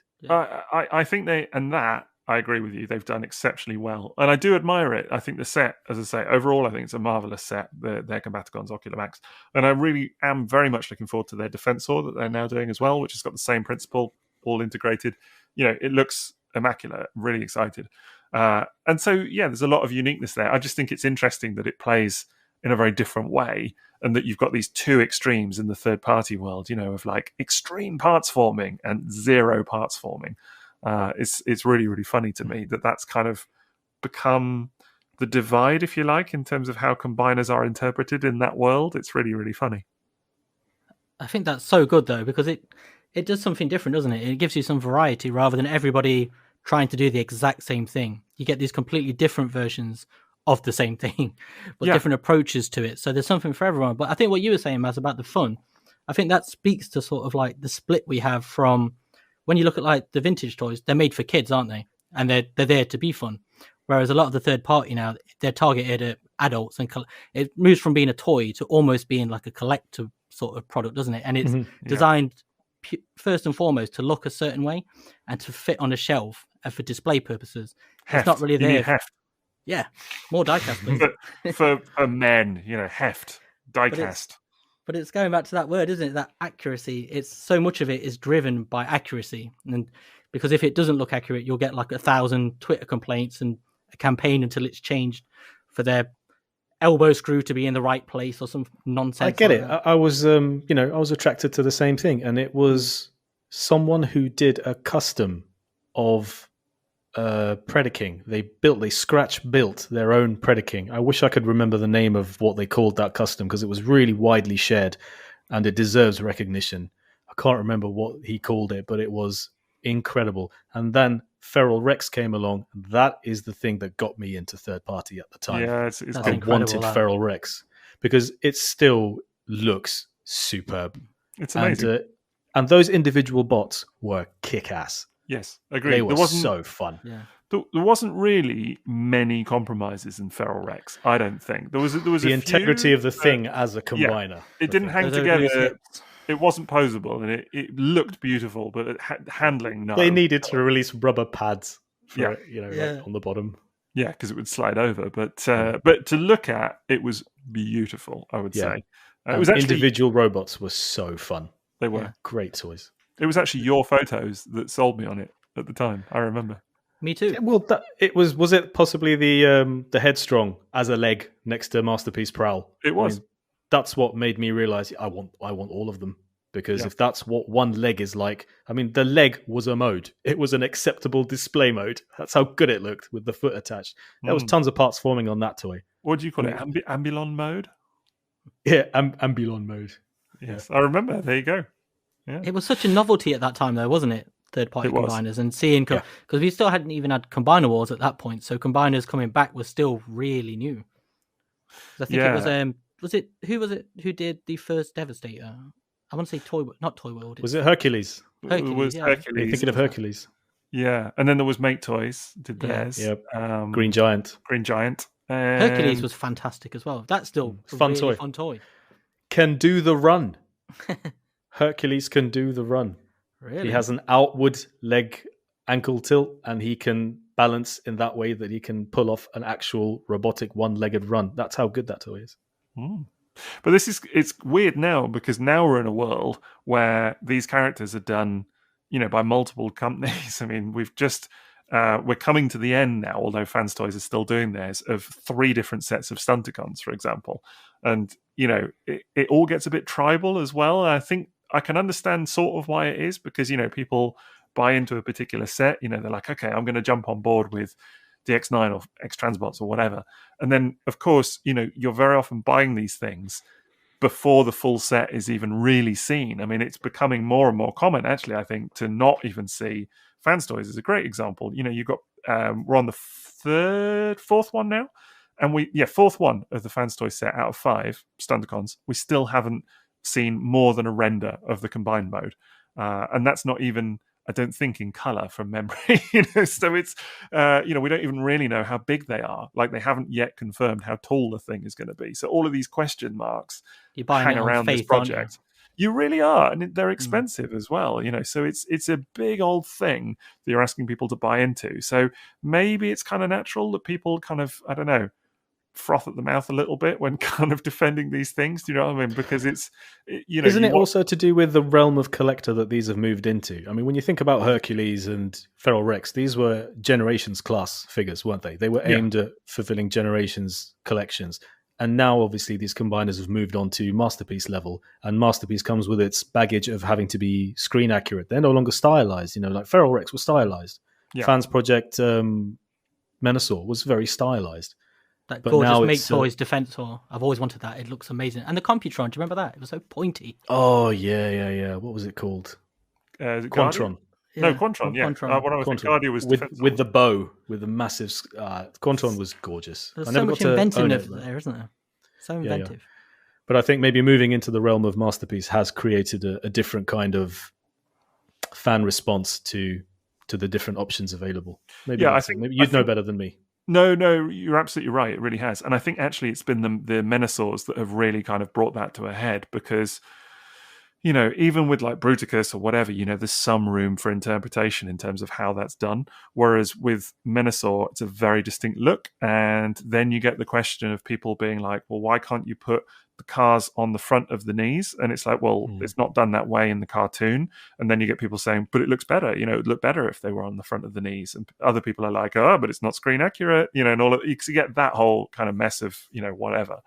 And so I think it's really kind of brought out some of the kind of more divisive conversations, if you like, about what people want from these combiners, and particularly with 3 sets going off all at once, they all kind of started roughly around the same time. 2 of them now are coming to a head.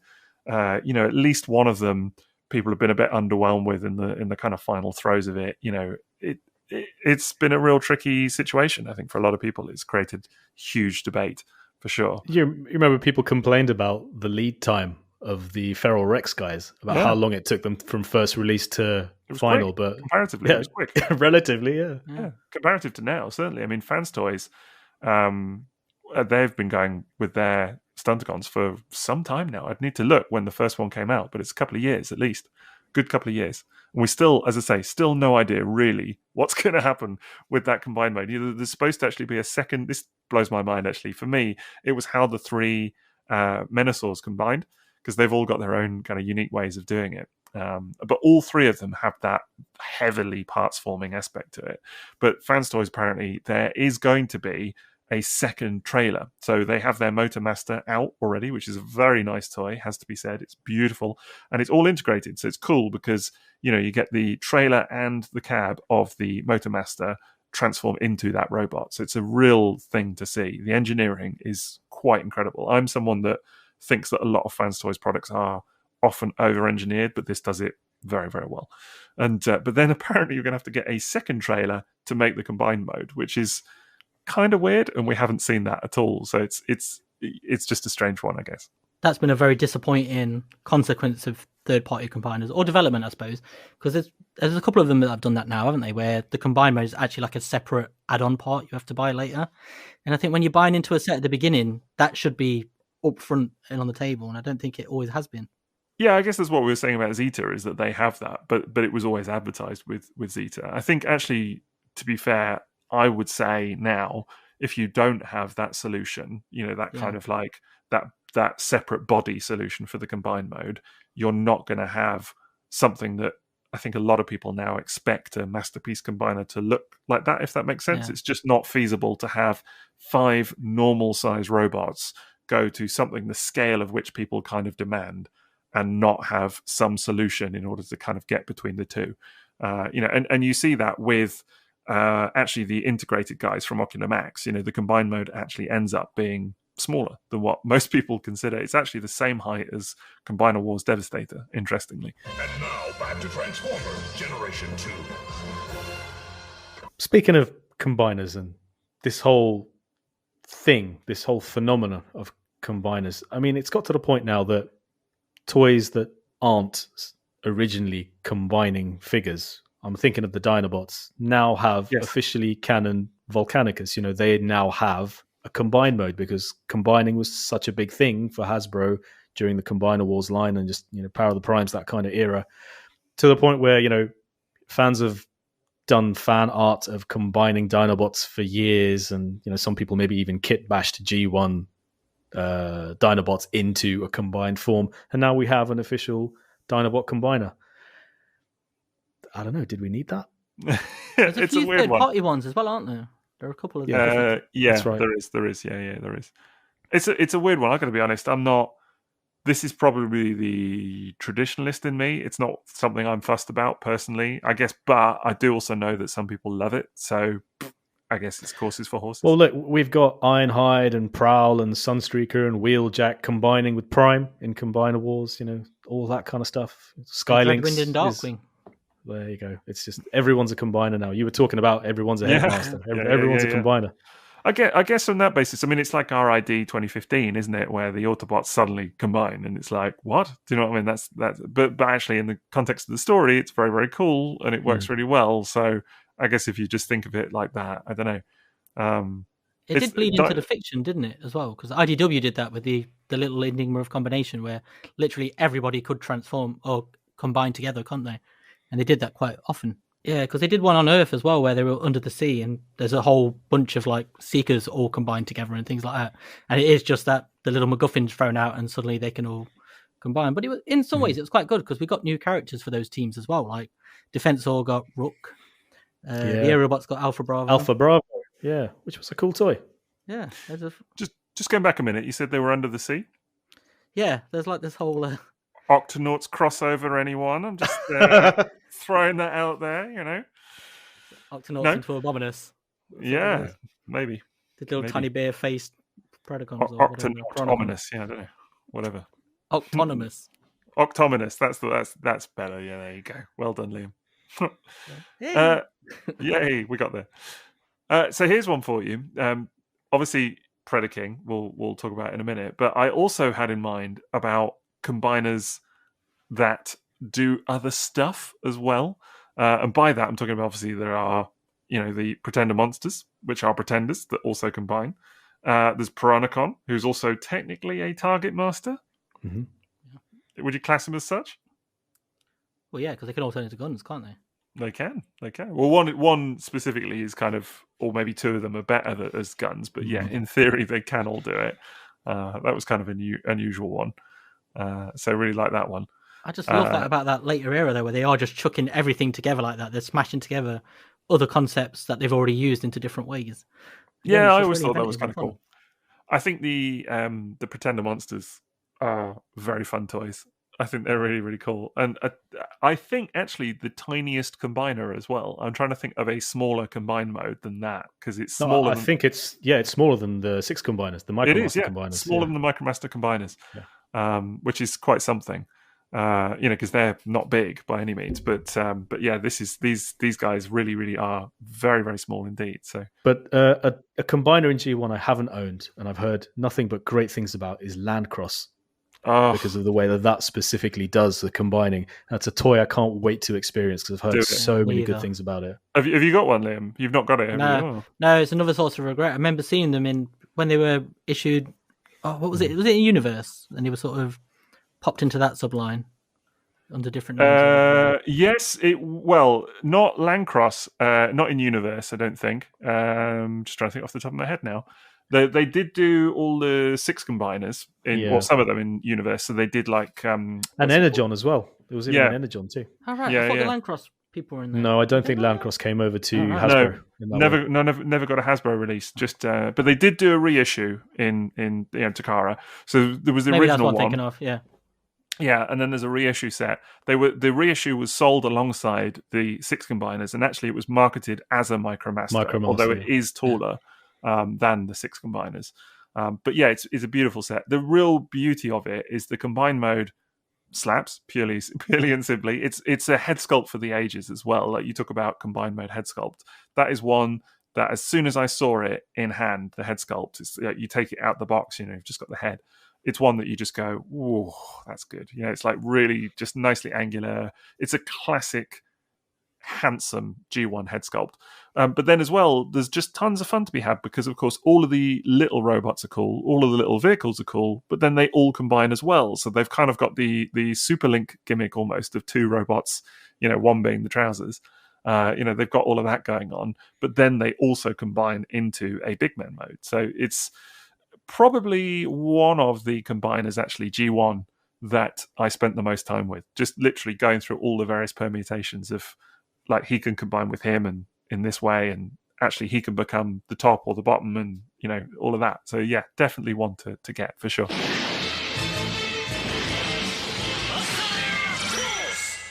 Okay, so we've already talked a bit about some of the more traditional, I suppose, combiners like Scramble City and all of that kind of jazz. And we have done a couple of the more unusual ones, but there are some real standalones in G1 as well that have kind of become franchise mainstays. I mean, one obvious one that we've already kind of touched on is Predaking, of course, who I think in some people's minds anyway is like almost kind of Devastator level of like A-list combiner, no? Definitely. I mean, about first the of all, design of it. It's I think his original name was Giganticus. That was one little factoid I want to chuck in there. It had this really amazing original name that's on the model sheet for it. I think it was Giganticus or something like that. That is like Devastator in that all of the bots are roughly the same size. And growing up, I had no idea that Predaking existed. The others, I sort of came to realize of their existence in the as I grew up and cartoons and catching up with the other episodes. Then in the late 90s, we didn't get Predacons in the UK. They did in Europe, but I didn't know that. And in the US, obviously, it was a big deal. And then in Japan, obviously, they had the Predaking gift set. And I remember when the Predaking gift set was a top of the list in terms of fandom desirables, because they didn't get a gift set in the US and we didn't get Predacons in the UK. So these were really fascinating toys, and combiners are just huge for G1 fans anyway. Not for me as a kid. Totally got into them as an adult. So the first time I ever saw a Predaking was back in the late 90s. There was a collector chain called Offworld, which used to do shows and used to run a lot of shows as well as showmasters. And they had a big store in Romford out in East London. And also they had a big store in Luton. And I remember the first time I went to Luton and saw this store, this was like heaven, because they had this rotating display and in it was a G1 swoop. First time I'd ever seen that. And then they had a Predaking gift set as well. And at that moment, I didn't know what Predaking was. It just looked like this amazing thing. Okay, well, that's Transformers. Okay, if you say so. Then I started to learn more about the toy, and man, the desire for that toy was incredible. And I started to buy them one by one. And a fully combined Predaking, compared to other combiners in G1, I mean, it's just something else, isn't it? The size and the look and the wings that come out. Yeah, it basically looked like a totem pole. And that wing attachment on the back from Dive Bomb, just, you said before, chef's kiss. I mean, that is perfect. That thing dominated my display to the point where people came round and were like, what is that? And, even my friends at university, it had become such a thing for me to finish my Predaking that they would ask about it and they would want pictures of it. So Predaking is right up there for me. All of them have roughly the same color. Okay, the individual toys, some of them aren't that great, but Dive Bomb, Rampage, and Razorclaw certainly are superb. See, I'm going to throw out a little spicy one for you, a little hot take here. I actually prefer the individual modes, the individual toys on Predaking to the combined mode, which is an unpopular one, I know, but I really like. It's unusual, yeah. Yeah, I really like those 5 individual toys. I think they are. Now, I have the Japanese gift set, the original Takara reissue, which of course is metal, so it's all die-cast and whatever. Originally they were released as just plastic, and then they were reissued in metal, which... Not correct.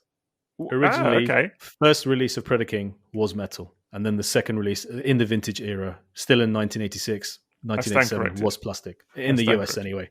Oh, yeah, I was talking about. Yeah, sorry, I was talking about Takara specifically. Oh, but, then you're right. Yep. Yeah, Spot on. Sorry, I was talking about the. Yes, I did know that about Hasbro. I was talking about Takara specifically, but no. So anyway, I have the Takara reissue set, which is, I think, like you were saying before, just a real that kind of reissue experience. So that kind of box set experience is just like a real amazing thing to behold.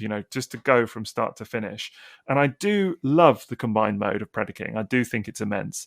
I think it's just I was so taken with the individual toys that I wasn't underwhelmed by the end result at all in any way, because it is amazing. But I just think actually they are one set that I would seriously consider displaying individually over the combined mode for sure. Why not both? Why not both? Well, I'm not going to get two, but one is Get fine. three, one for every mode. Oh no, I'm not going to be that guy. But everything down to Razor Claw's transforming cannon is cool on that set. Yeah, the swords, just what a different G1 combiner to the others, and it had a different designer as well than the person who was designing a majority of the toys, didn't it? The original G1 toy. It did. Yeah, I think they're super cool. The only thing for me with the combined mode is that I always felt like Dive Bomb's wings could have just attached a bit more securely on the back. Yeah. That's the real. I think maybe that's what it was for me. Is that first because I'd heard about this legendary combiner that's just like amazing, and then I got it together and I was like, the wings kind of wobble a little bit, like on the back. So maybe that was just kind of the slight tipping point for me, I suppose. But yeah, otherwise incredible set. I've never owned that toy ever in my life. I don't think I've even been in like restraining order range of that toy. I've never seen one. I hope you're making a little list, Liam, because this is what I'm discovering tonight, is how many toys. A very expensive episode, potentially, for you. That's how you talk about Abominus earlier. I was like, man, I've never even seen those toys either. Abominus is a toy I never cared for. And then I got one as an adult in unused condition. And my goodness, what a spectacular toy that is. It is gorgeous. Those colours and the individual guys, G1 Abominus must have. Total banger. You know what's really weird about Abominus is that I've never owned any of the toys, but behind me on the shelf, I have the box for Hunger. I don't know how I got it. I didn't buy it, but it's there. But they're another one that quite typically turn up in UK childhood collections. You'll just have like a random Cinetwin in there or a Hunger. Yeah, Cinetwin I think is very common. Yeah, especially. And Rippersnapper as well. Just... turn up 10 a penny or whatever, but they're not hard to get at all. Liam, to be fair, Abominus, I mean, maybe Hunger, maybe a bit more, but the four limbs I think you could get very easily by just being a little bit patient on eBay, finding a set with some messed up stickers, getting yourself some repro labels, and you're laughing, son. Honestly, you could just it's very easy to do. Such a good set, man. Have you seen that massive pink chest with the stickers on? It is such a good set. I prefer it to Computron every day of the week. Same. It's one I've always wanted to get, but it's just whenever I see Hunger, he's often quite yellow, and it always puts me off buying the whole set. It's just that. Yeah, Hunger's I think I can help you out there, mate. Let's have a talk afterwards. I think I can help you out. Why do you have? This is enablement in progress, ladies and gentlemen. Have you got like some frozen ones stashed away so they don't get... We'll sort you out. Don't worry about it. Oh my God. Are you about to go and catch some in Iceland? That's what they are. They're just roaming. Hunger in the wild. Yeah. Have you seen the new Takara set they're doing? The Power of the Primes version. They've done a new Takara version, and they've sort of retooled quite a few bits on it. Like giving him a new chest shield. Looks very... I know it's probably not up your guy's street, but it looks very fancy. Actually, I had no idea. I mean, I thought the Hasbro set looked pretty fancy, but there's a new version out now. Yeah, well... The Power of the Primes one, I've got that. It's pretty nice, but I think Takara released their own version of it a couple of years ago. But yeah, they've just done a new sort of EX style set, and just retooled a few bits, changed a few of the colours. Because I think it's Power of the Primes where Takara started just releasing Hasbro versions of toys, didn't they? I think it's around that sort of time. So they've got a lot of amazing material to work with as far as Abominus goes. Yeah. So I'm not surprised they knocked it out of the park, either Hasbro or Takara. That is such a fantastic looking toy. But one I would really recommend you get in nice condition because it makes a huge amount of difference. I think a worn Computron and a worn Devastator still look superb. They can be enjoyed in worn condition, no question. But I think something like Abominus, got to get a nice one. Same goes for Predaking. I reckon worn Predaking will still be amazing, but Abominus got to go nice condition. It makes all the difference. So speaking of worn toys and unusual G1 combiners, worn toys specifically, I'm talking about your Lightspeed, Liam, your infamous Lightspeed. He's dead. R.I.P. Yeah, indeed. But of course, something like Road Caesar, the actual Japanese version of that toy, of course, but that's an unusual one as well. What, you were talking about pig in an alleyway? That's the leader of the pack as far as that's really concerned, isn't it? It really is. Wide stance, yes, definitely. Yes. Yeah, he's an unusual one, it's fair to say. I love it, I gotta be honest. I'm just like... You could fit a herd of snarlers through there, couldn't you? I'm just looking at mine now. It's behind me on the shelf, and yeah, it's a weird one. It's one of those that, like, it's sort of that era of G1. You've really got to kind of buy into the charm of it. Do you know what I mean? And then there's so much to love. I mean, individually, those toys are great. I think I mentioned in a previous episode that, I had Flame, the Motivator, as a kid, and I could distinctly, even as a kid, see the difference between that and like a lot of the gold box stuff that was getting released at the time. So it definitely had its own kind of flair and feel to it, which was really, really interesting. I think as a set, the three of them, I think, are immense. I think they're beautiful toys. And then it's weird to me that Hasbro didn't go the combining route with them. They stripped all of that out when they released them for the Euro release, in the early 90s. But then it was almost like decombining stuff was the thing at the time, because they also released the Constructicons without the ability to combine and whatever else. So it's just a really, really weird one. But I do think Road Caesar as a combiner is pretty great. Yeah, because you've also got, that's when they were doing the Lio Kaiser bots, weren't they, as Rescue Force as well? Yeah, 4 of the 6, no combination. Why? It's so bizarre. And as Autobots. Yeah. Well, actually, I think the Rescue Force are pretty cool. I really like the decos and everything that they did with them. It's just bizarre or a bit baffling to me that they kind of took away some of the kind of key functionality of those toys. Because again, I remember having, I think, at least one or two, maybe just one of the Rescue Force as a kid, and just thinking, this is kind of basic. And a bit like you with Air Raid, M.A.S., but never once knew as a kid that actually they were supposed to combine.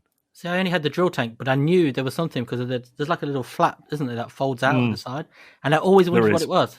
And it wasn't until many years later I was like, oh, it's technically a toe. Have you seen now what people do with Rescue Kaiser?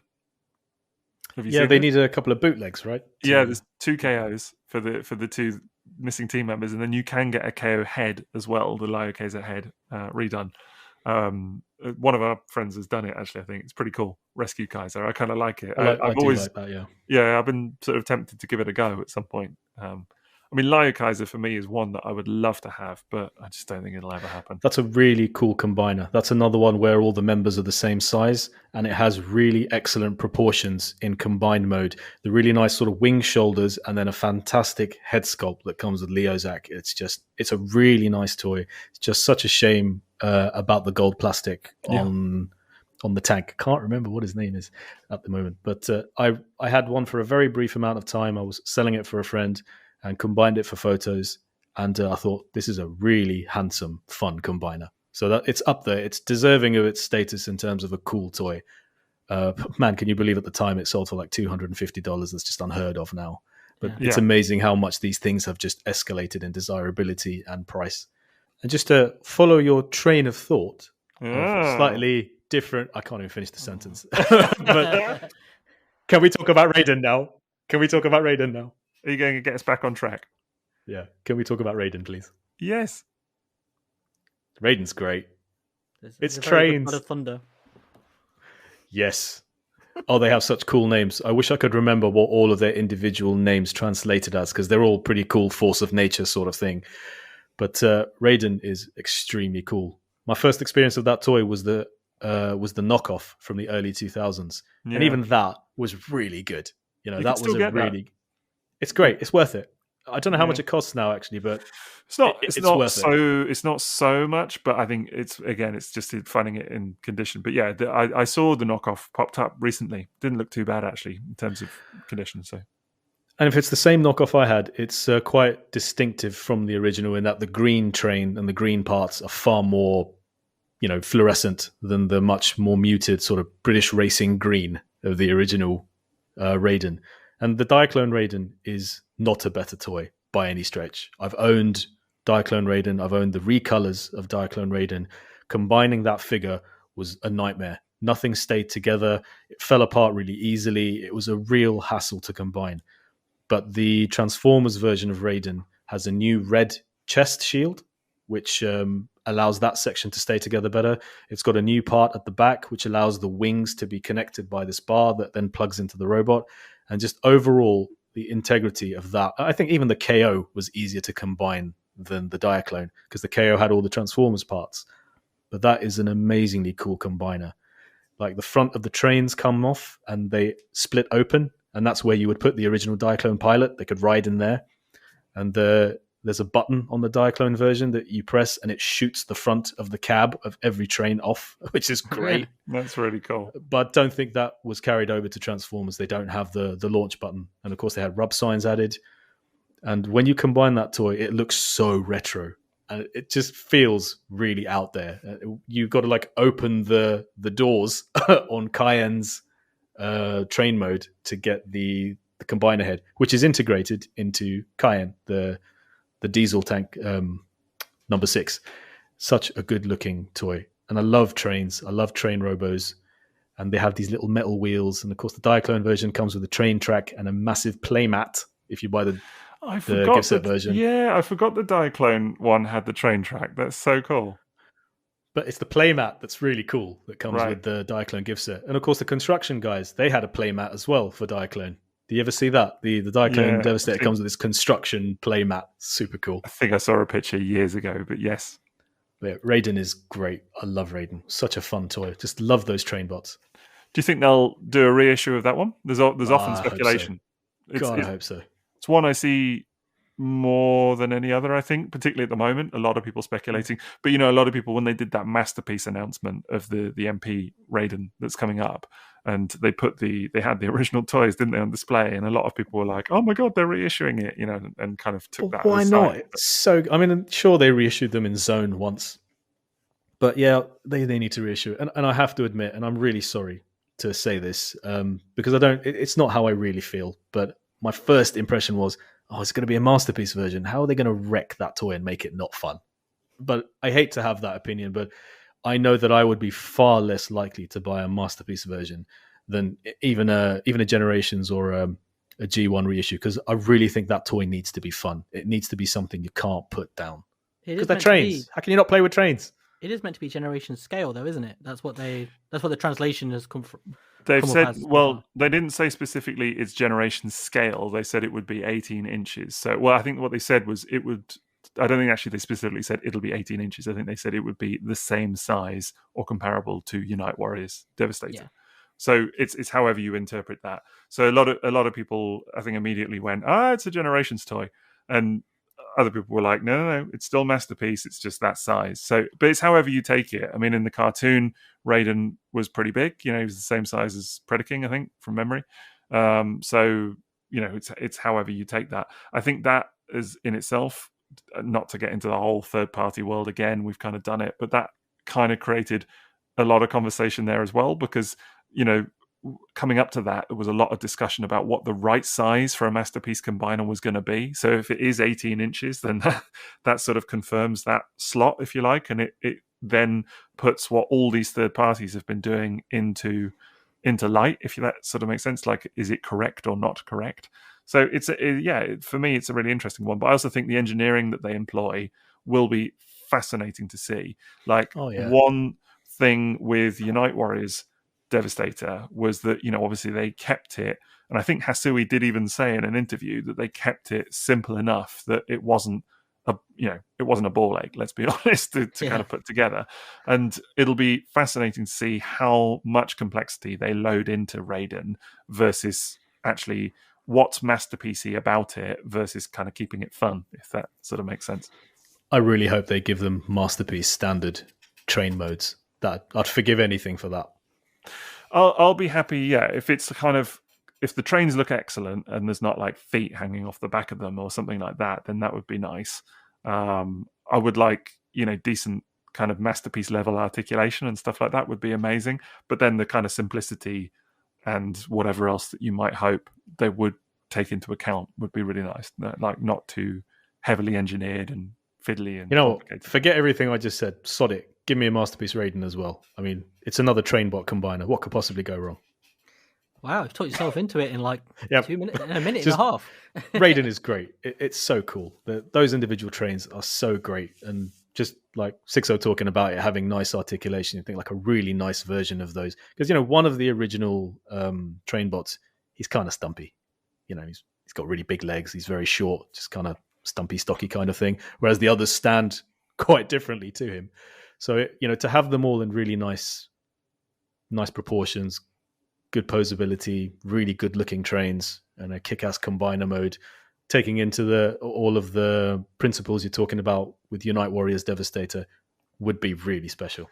I think for me, if I'm honest, if they did an official Masterpiece Devastator, I've often said, I'd be happy if it was the Unite Warriors core design, if you like, but kind of souped up a bit. If the individual bots weren't as hollow, if they had hand articulation and things like that, or kind of posable hands, if they had, kind of not such awkward elbows and those kind of elements, then there would be a lot to be said for it. It could work. The look is there. The engineering, certainly the kind of core engineering, is fantastic. It hangs together beautifully. So it wouldn't have to be that far off. I think if it was like, take what they did with Unite Warriors Devastator and add in some of those elements that we're talking about, maybe a bit more posability, whatever, that could be a decent Masterpiece combiner in my book anyway. What were the Unite Warriors Devastator individual construction vehicle modes like as toys? They were good, I think. I think they were good. They're very Tonka, aren't they? They've got that kind of wonderful aesthetic to them. Like, they're definitely toys. Yes. Yeah, they're toyetic for sure. I mean, they don't have see-through windows and that kind of stuff that you get on MP cars. So, maybe that kind of stuff is different as well. Aesthetically, they look chunkier. There's no paint on them, bar the sort of sparse paint apps, things like that.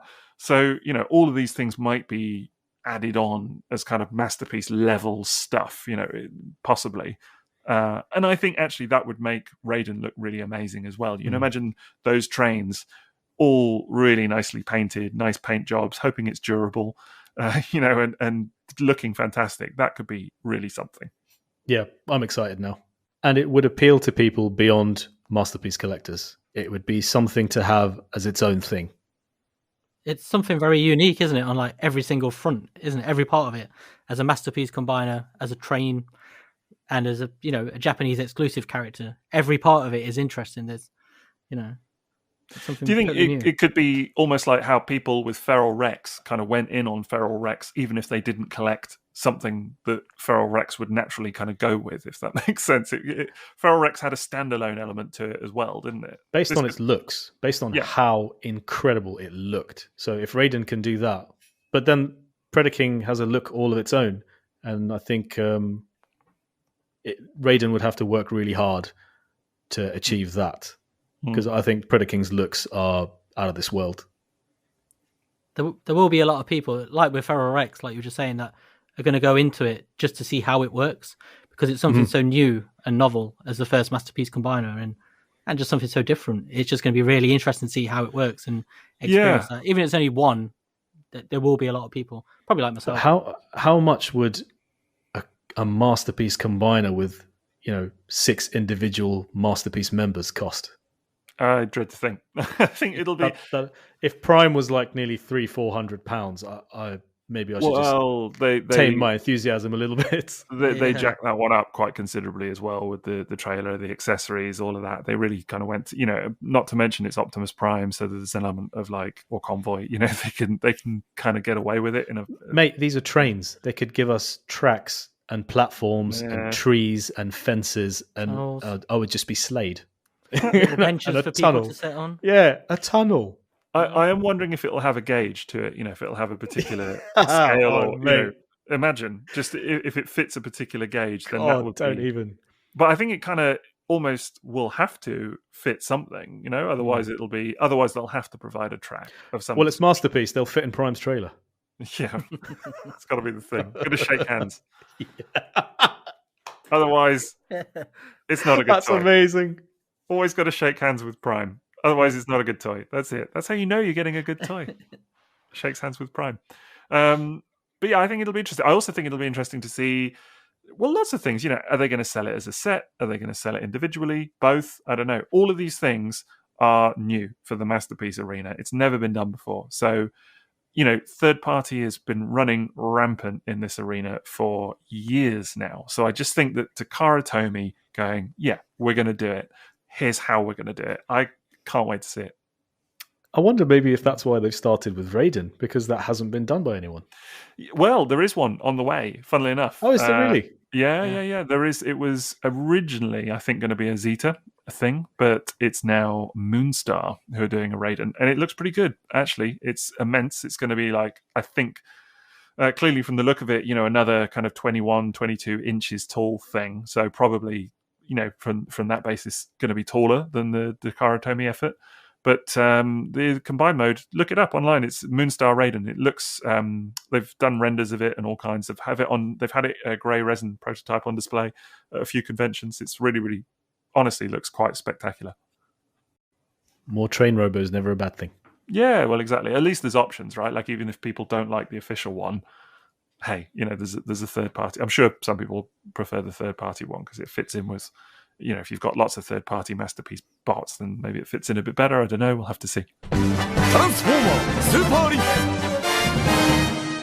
Okay, so obviously we've talked a lot about G1, and it hasn't all been G1, but I guess a lot of the kind of core combiner stuff comes from G1, and even well, we are going to talk Beast Wars. We are going to do a bit of Beast Wars, and I feel Are you going to do it in a Beast? That is Maz's Inner Beast speaking. Beast Wars. Yeah. There we go. That's how seriously Maz takes Beast Wars.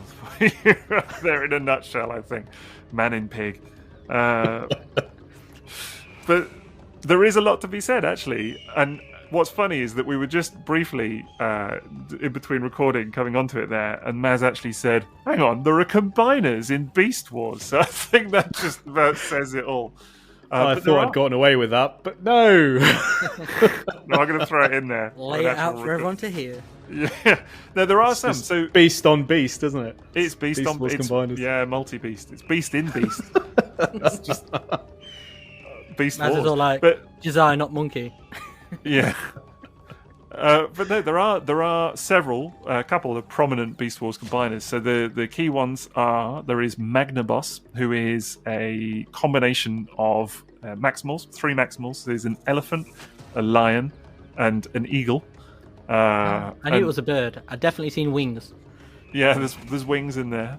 I was going to go with Falcon, because Power Rangers, there's a Falcon. I'm kind of questioning it myself now, if it's a falcon or an eagle. I think it's an eagle. Someone will be screaming at this, listening to it if it's wrong. I'm sure they'll be saying that I'm wrong, but I think it's an eagle. Like, no, it was a sparrow. A pigeon. Was that heron from Animals of Farthing Wood? I mean, obviously, the specific species of bird is the most important aspect of this, definitely. And then there is a Predacon set as well, Tripredacus. See, I've heard these names: Magnaboss, Tripredacus. Heard them all. Yeah, well, the Tripredacus crops up even in the mainframe cartoon, kind of, but that is like basically bugs and what have you, and then there's a kind of lobstery sea clamp thing. Say what? Yes, there's well, particularly then there's the Japanese set. Combiner. There is a crustacean combiner. There's the Japanese sets then, which particularly the Predacon one has very different colours, and actually the crustacean-y guy is red, like a lobster. And he forms the feet. He's the trousers as well, Maz. Speechless. I have it right behind me, actually. Right behind me. It is on the shelf, the Japanese one with the red trousers. It's to break out the rock lobster. Is that what we're about to do? Yeah, it seems to be, doesn't it? So, yeah, get that on the gas. But no, they're amazing.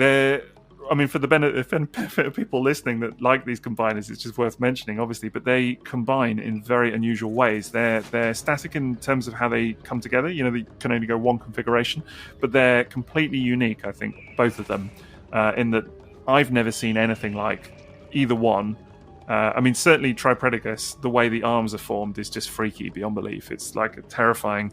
I think there's some artwork flying around of that guy. I think again it's Guidi that did a drawing of it that just really shows it off to its kind of terrifyingly beautiful best. But Magnaboss as well is just completely unique. Again, to use no better word for it, just how it comes together. They're really, really worth checking out. I want to see the lobster combiner. I'll show it to you. I'll show you. Yeah. Honestly, it's really, really something. Honestly, it's great. I mean, that's one thing you can say about Beast Wars. It doesn't do anything normal. No, everything is out there. Yeah.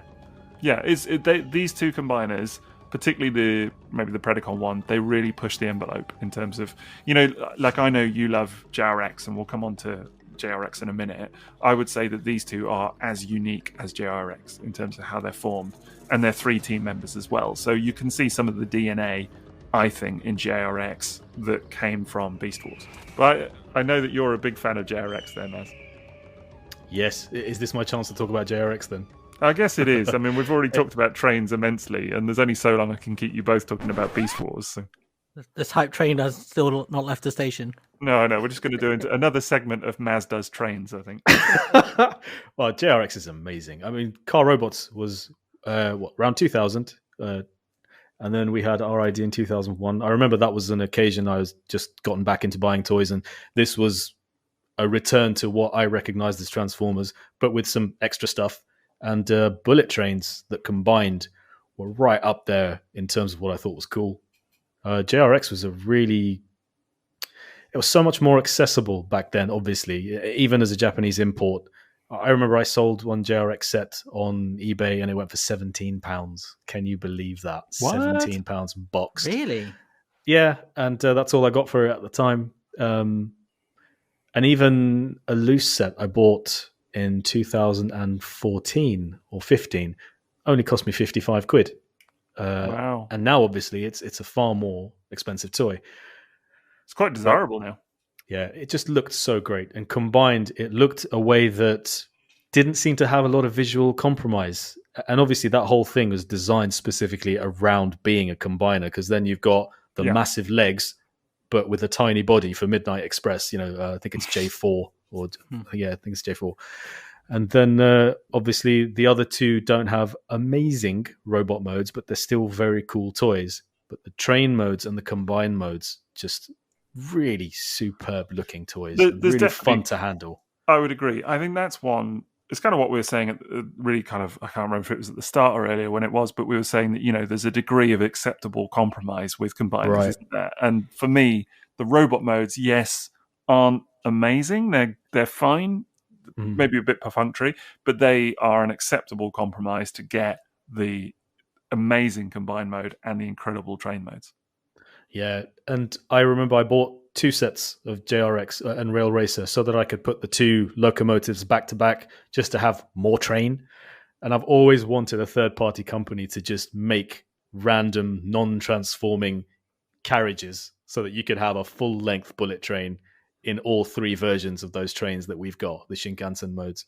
And I even looked up what gauge is JRX, and I asked on Twitter, and people were like, yeah, this is actually quite interesting. What gauge is it? So that I could look up actual train sets with the right carriages, because they're quite, widely known Japanese bullet trains, just to see if I could buy actual carriages from a train set and put the 2 JRX guys at either end.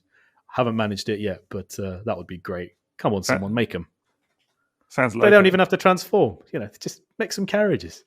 I'm going to be very disappointed if on the next episode you aren't wearing a little train conductor hat. You sat with your little train set out ready. Have you ever owned Rail Racer or JRX, Liam? I have, and it's one of those where I want to say it's in my top 10 toys of all the time. It probably isn't, but it's one of those that's that good when you think about it straight away. It's like an amazing toy. For a split second there, I thought you were going to say something disparaging about it, and I thought Maz is going to kick off. Oh. Yeah, I mean, I don't use this phrase often. I don't use this phrase at all, but that toy slaps. It really does. If any toy deserves that phrase, it's that toy. So good looking in all modes. Great toy. I've owned it so many times and stupidly sold it. Now I've got to buy it again. I'm just pleased now that I have a little recorded soundbite of Maz saying that toy slaps. I feel like that's going to come in handy over the coming years at various junctures. I'm disappointed that Maz can bring himself to say slaps, but so far he hasn't gone choo choo. And he won't. There are limits, Liam. Come on. Someday. Yeah, no, I'm fully on board with the old JRX love. That was actually unintentional, believe it or not. It really was. I promise. Somehow that makes it worse. I know. Just it falls out of me. What can I say? Dad jokes. But no, I love it. Honestly, absolutely love it as well. I think to me it is interesting, this whole business of degree of acceptable compromise. I know we've kind of skirted on it earlier, but I think it is a recurring thing for me with a lot of combiners, and definitely you do see it in JRX for sure.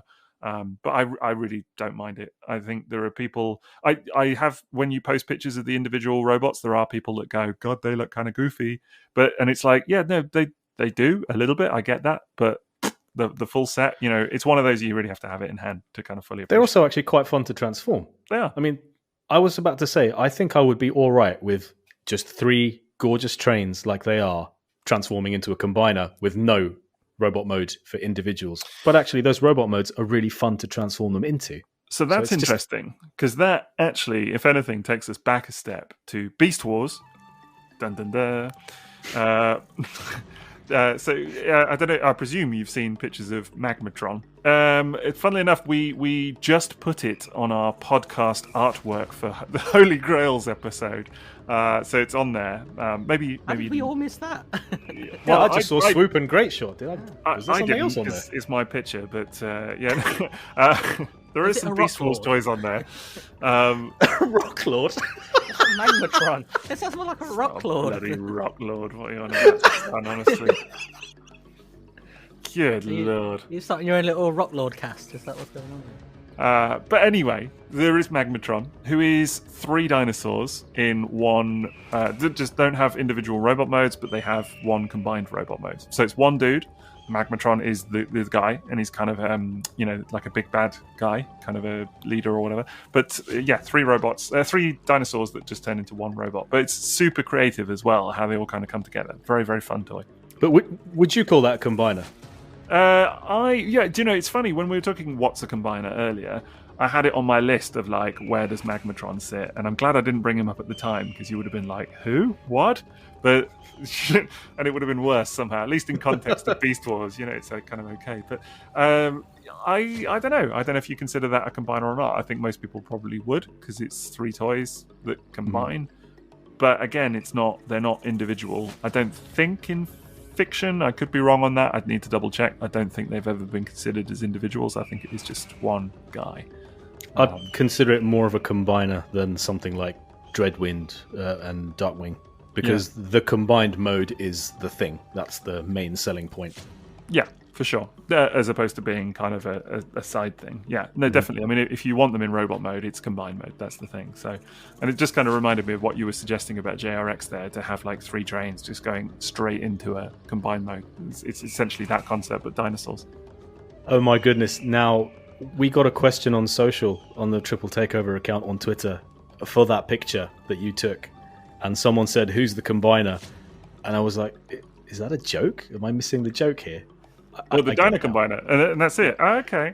So I actually completely missed that there was a combiner in that picture. But I do remember the one you're talking about now. He had the grimace on his face, the really angry grimace. Yeah, again, he's on the shelf. He's on the shelf behind me, actually, just next to the Japanese Tripodicus.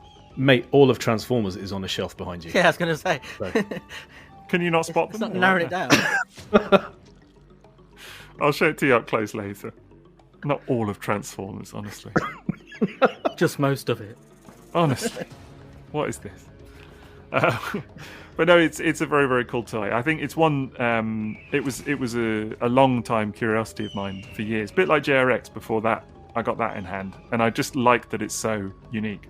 But I would put it on the same scale as what I was saying about the other 2 Beast Wars combiners and JRX, and to some extent Landfill. That all of these are their own sort of idiosyncratic thing. They're just completely. There's nothing else like them that's ever been done, and I really kind of respect that. I like that a lot. Yeah, and they're probably more loved toys as a result of being so unique. And I guess, I mean, I wouldn't know, apart from JRX, I've never owned the Landfill Build King toy either, but I'm guessing all of them are considered successes. Yeah, Landfill has a lot of love. It has a lot of love. I think Landfill's cool because the individual toys are good. Again, there's a degree of acceptable compromise, I think, in all of that, but like Wedge is my favorite, definitely the little orange one. But yeah, the combined mode is cool. It doesn't hang together brilliantly. Like, it's not the most stable thing in the world. The fun, really, as I say, is from the three of them that aren't Wedge, you can rotate them around, so you can have them in different. They've got a kind of like a triangular way of coming together and pinning in the middle, and then you can have them in different configurations. So it is completely unique. We keep saying that, but it is. Big fan of that toy too. Just thought I'd get that in there. Yeah. And of course, in RID, you had a couple of, and in Beast Wars as well, Beast Wars Second, you had a couple of choice repaints of some old classics. So that was kind of fun. Any particular favourites? God Neptune. Stunning toy. Yeah, funnily enough. Just to my side. So I'm just holding it up for the benefit. There he is. Like that. Beautiful colours. Yeah, really colours. Really nice. Really, really nice. Love that toy immensely. But I think the Piranacon mold is often overlooked a little bit as well. Fair to say. And I think Piranacon might be in with a shout of the best combiner artwork ever. That Piranacon gift set is not only stupidly hard to find and expensive, but it's also absolutely gorgeous. I love Piranacon's artwork. I love the idea of Piranacon. What a great name as well. And the Generation Select one is probably the best of those combiners too. You loved that, didn't you? I remember all your pictures. Oh, it's incredible. The lengths Takara have gone to change it. Like, Snaptrap's amazing. It's just has so many extra bits, and it's just an incredible toy. And I'm so impressed they managed to incorporate the Target Master modes for every limb as well. They're all there. And they've even come with little stands. They can use things as stands. It's pretty. Oh, they kept all. That's cool that they kept all of that. I like that. But, I remember the Snaptrap looking really cool. Really beastly. Yeah. And he can do the little turtler mode as well from the cartoon. Great. What I really like about God Neptune, actually, beyond just the toy and whatever, is kind of what they did with it in the fiction as well. And the fact that they're all pirates and all of that is kind of quite good fun. And it's, for me, one of the more memorable reinterpretations. I suppose it's one that stands out for me is like the original toy, obviously Piranacon, other than the comic, but even then it was very, very brief. Didn't get much chance to shine. And yes, it did... a bit as King Poseidon, obviously in Master Force, but actually, arguably, it's the repainted version that really kind of took off in terms of character in that cartoon and what have you. So I just thought that's kind of fun. I don't know what you're talking about. Yeah, Beast Wars Second, right? The Beast Wars Second. Yeah. I did wonder if you've not seen it. Of course, you may not know, but yes, essentially they're pirates. They're space pirates. So the God Neptune lot.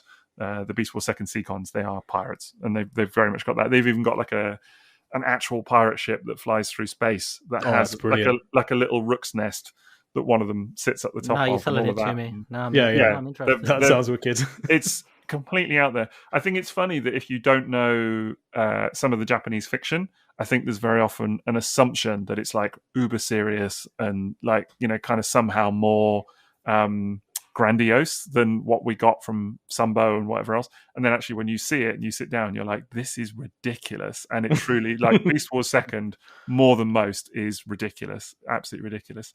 The funniest one is that there is an Autobot squid as well, who falls in love with the lady squid.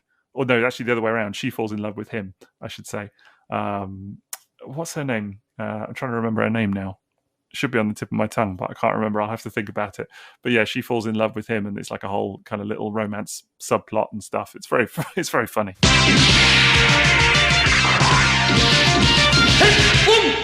Okay, so kind of going beyond Beast Wars and all of that then. I mean, we could talk about Beast Wars a bit more, guys, if you want to, but I get the sense maybe that it's time to move on.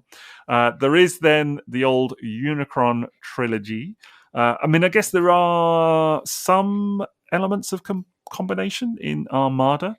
I mean, there's stuff like Optimus combining with Overload and Jetfire to kind of form like a super mode. But again, I would kind of put that down as a Revenge of the Fallen type Jetfire dealy as well, where it's still Optimus in control. It doesn't really feel like maybe a combiner as such, just like the other dudes form armor as such. They but just then go obviously, to sleep. yeah, well, that's it. I mean, what do they do? I don't know, just like use for parts or whatever. But then obviously, then there is Energon stroke Superlink, where it's like a big part of it, isn't it? So, and then you got some kind of classic names, classic combiner names coming back in a big way. Liam, I think you're kind of a fan of this lot, aren't you? Yeah, big fan. They really brought it back there, didn't they? And it's so intrinsic to Energon as well, because you've not only got sort of almost all of the characters can combine, but you've got the actual little combiners, don't you? Yeah, definitely. Superion, Devastator pops up in there. There's Bruticus. And that Bruticus toy is just such a perfect reimagining, even without the Fans Project upgrade kit. It's just this wonderful little reimagining of those characters. Well, not even those characters, just the idea of those characters, I suppose, more than anything else. Except for the hands and feet. I've never actually seen the upgrade kit, but the hands and the feet never bothered me too much, I got to say. I mean, they're not the most stable, but still kind of fun. It's just like they've got like little umbrellas, like just poking out. It's really weird. And it's one of those things where I never got it. And yeah, I can normally give points for inventiveness. I just felt like they needed hands and feet. Yeah, no, fair enough. Is that your favourite of the three then? Is it the Bruticus Maximus one? No, it's actually probably the Superion. Superion has had life outside as well, hasn't it? It was that was one of the movie lines. Was it Revenge of the Fallen again? Revenge of the Fallen, yeah. Bruticus was as well. They were both reissued in those in sort of more Generation 1 style colour schemes. Although someone's going to tell me that's not true, but they definitely had different colour schemes. But yeah, that's kind of cool. Yeah, they're just, again, they go back to the sort of Scramble City style where you can swap any of them around with a core bot. And it's just such a fun little thing. I guess what I find interesting about those combiners, those three especially, is, well, firstly, where on earth is Defensor, right? Like, what? Just the best of all of them, and they just left him out. I mean, that's just criminal. But anyway, I could rant about that all day. I guess what I was going to say is that I find interesting is that it was at a time where we'd been through Beast Wars, we'd been through RID. There hadn't really been any semblance of huge G1 homages for ages, forever. And then suddenly, all right, yeah, there's characters like Optimus Prime, but, it's still all very different. And then suddenly you've got these three combiners, particularly the Constructicon Maximus, that are like heavily riffing off their G1 designs. And I mean, you really saw it a lot in Energon or Superlink anyway, with a lot of the kind of different designs. But those three combiners for me really stood out as like, I remember seeing them at the time, like seeing the cartoon, which I wasn't particularly watching, but, back in the 2000s, whenever it was, and thinking, oh, wow, they're really referencing G1 with this. Well, there was, for a long time, there was this kind of reluctance to go anywhere near combiners, wasn't there? And it's there. That's sort of the first time they sort of dip the toe back in, because you'd hear it in the fandom quite often. They go, oh, they'll never do combiners again, it's too elaborate or too expensive or whatever. And that's really the first time. And then you get from there, they sort of started doing all the upgrade kits, didn't they? Third parties and stuff. And so from there you so it's only a few years later where they then springboard back to Combiner Wars and stuff, and it really takes off again. So do you think that it was third parties doing combiners at generation scale that kind of showed Hasbro there's a market for this, and then they decided to bring him back in such force? I don't know if it's so much as it showed Hasbro. I think it just created a bit of a fervor around it, because those toys became really desirable. And the upgrade kit they did for Superion was like a must-own. And for ages, that was really expensive on the secondary market for years because of how limited it was. But because they did the Snowman version as well, didn't they? And that just sold out straight away. And for years, people were always coveting that because you couldn't get combiners. And then it would only been a couple of years later, I suppose, wouldn't it, when they really started to come back. But I think that's the moment when they did. I'm kind of intrigued by the Snowman version. I don't know what that's even a reference to, but it sounds interesting. All right, it's the Fans Project kit. They did, I think the first version was grey, and the second one they called a Snowman version, and they released it as an exclusive somewhere, possibly around Christmas, and it was white. To better match, more accurate. Speaking of third-party combiners, we can't not talk about Glacial bots, because those are fabulous, aren't they? They're so cool. Yeah, and just the whole effort they went to around that by creating that story about how they'd been lost in a shipment from sea, and then they did the really awesome sticker book, in the classic Panini sticker book style. Yeah. And then there was like a comic as well. I thought that was really nice, and the Glacial Lord itself, it's a really good looking toy, and one of the characters is called Mega Zero, and how can you just not love that? It's funny because we're talking about Unite Warriors Devastator and Power of the Prime's Predaking actually is another one for me that is really interesting. Again, in this theme of degrees of acceptable compromise, a lot of people will take a swing and kind of hate on the individual modes, and the kind of compromises there. But that combined mode on Predaking is incredible. Really, really has to be said. It's an incredible combined form. But actually, both of those toys I appreciate much better with third-party upgrades, to be fair. Devastator sock. Yes, yeah. Because that was a weird one, actually. I never quite figured out why they did that to Mixmaster and kind of made him look so unusual. But certainly with the upgrades and stuff, it does kind of make them feel a little bit more kind of complete. Yeah, it's quite surreal with the Devastator how much they are gunning for it to look and evoke that G1 look, but then with the foot, they just went with something totally different. And I think that was it. Yeah, you've hit the nail on the head. That it wasn't that it was a bad choice unto itself. It was more the fact that everything else was so slavish, and then you just got this one weird foot, and it was like really tiny what happened foot. there? Yeah, it's just very, very strange choice. I'm sure there must have been a reason for it. I don't know, but well, I think at the time they said it was because those type of cement mixers were more prevalent. And I'm sure someone said, I remember seeing this quite a lot on social media. There was some Americans were saying that, they've never seen the normal type of cement mixer that that Mixmaster is. And I just thought, I've never seen the other one. Transformers 90s style. The Beast Wars are coming up next on Tonic. To your stations, quickly. Okay, so we've been through not necessarily a complete history of combiners, but I think we've given it a good stab at kind of assessing some of the kind of more prominent ones from over the years anyway. I mean, we haven't talked about Revenge of the Fallen Devastator, which, I mean, is there much to say about that? I was going to say that the testicles is kind of the scrotum is the thing, right? Like, there's probably not much to kind of go on about that necessarily beyond that. So that is kind of what it is. So there you go, scrotum nod. But do we maybe want to kind of honorable mention to the Legends class combiner of that figure? Oh yeah, why is that? Because I think it's pretty amazing. That little one. I didn't really click with it myself very much, but I do know people who really rate that figure hugely. And of course, it did come in a repainted green and purple version as well. Okay, I think I did see that actually. So there is the new Studio Series one as well, which actually, to be fair, looks pretty cool. Mm-hmm. And there's a third party one as well happening right now, which is kind of an interesting saga all to itself. But there are also the Power Core Combiners. Did either of you have any interest in those? Is that the one where it came out in the US and it was called Spastic? And then it was featured in the Metro in the UK as a news story that they've actually put out a toy called that. And then it was very quickly rebranded as Menasor. That is correct. That is that one. They just stuck a sticker over it on the box over here. That's literally what they did, was just stuck a sticker over it. Unforgettable, really. But that's a really fun line. And again, if you go into it looking at it through sort of the traditional lens of individual characters, you won't get anything out of it at all. But if you take it as something different, the drones are quite fantastic because they plug in and they all have little action features, so they don't turn into robots, but you plug them in and they'll auto transform into an arm or a leg or something like that. And it's just I have really owned fun one of those.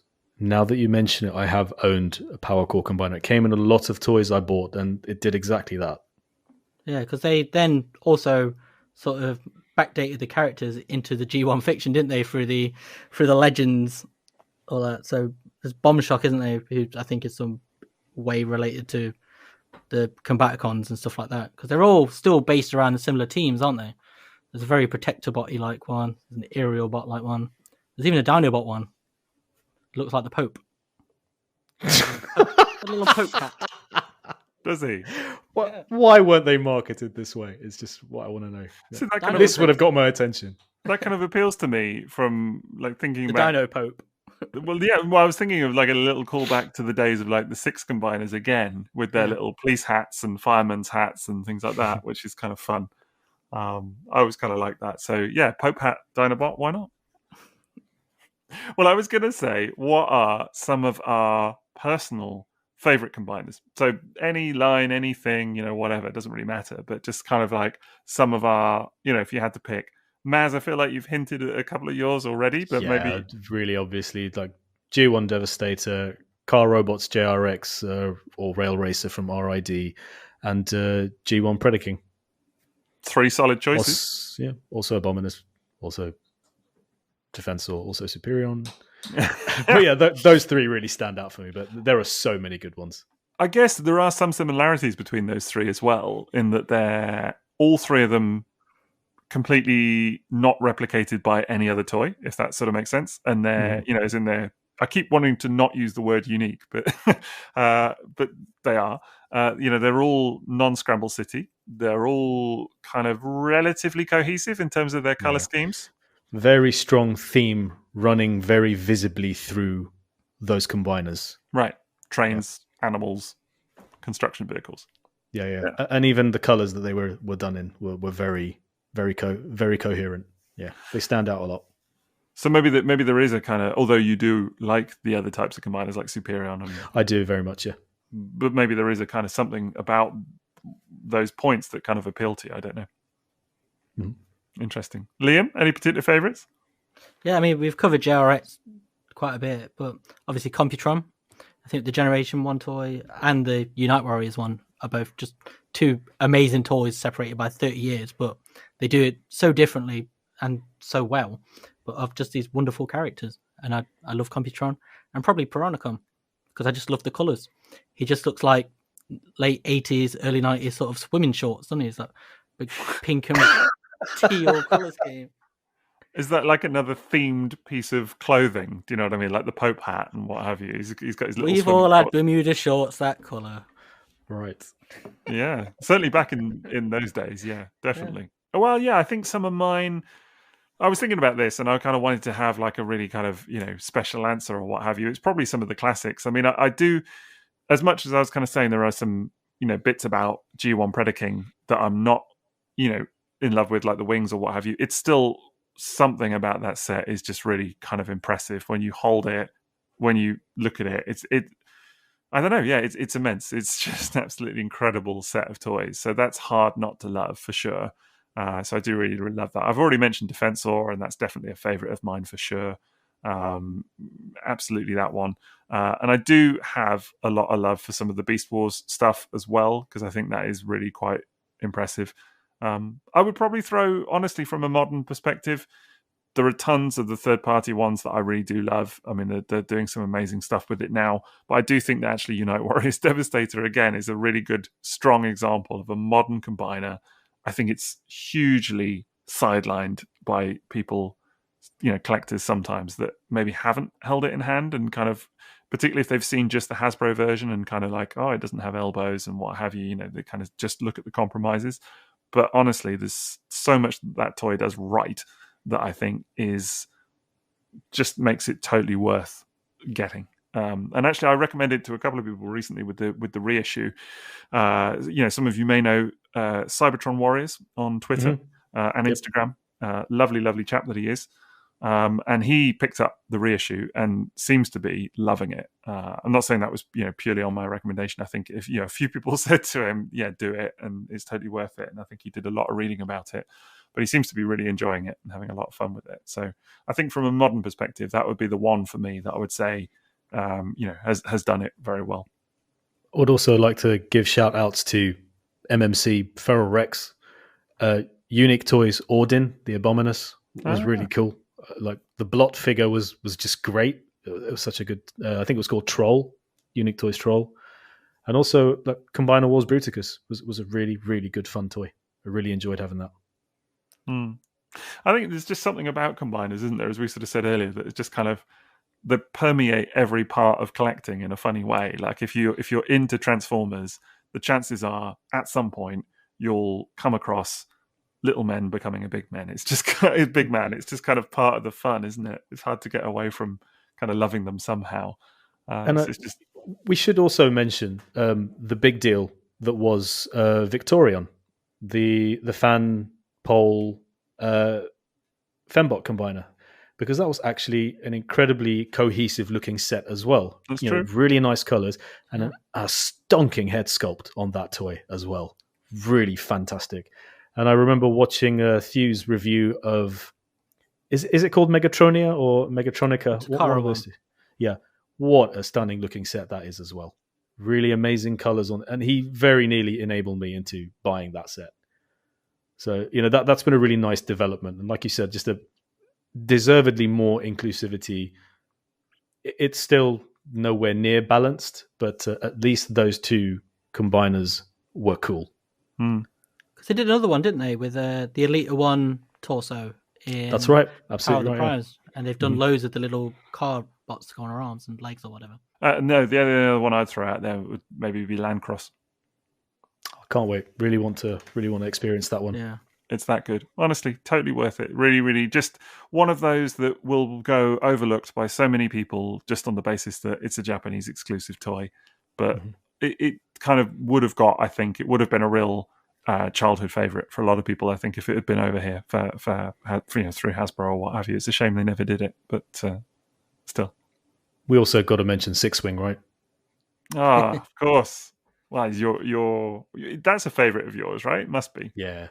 It's the show colours, isn't it? Yeah. Our show colours. Yes. Triple Takeover. It very much is. Yeah, definitely.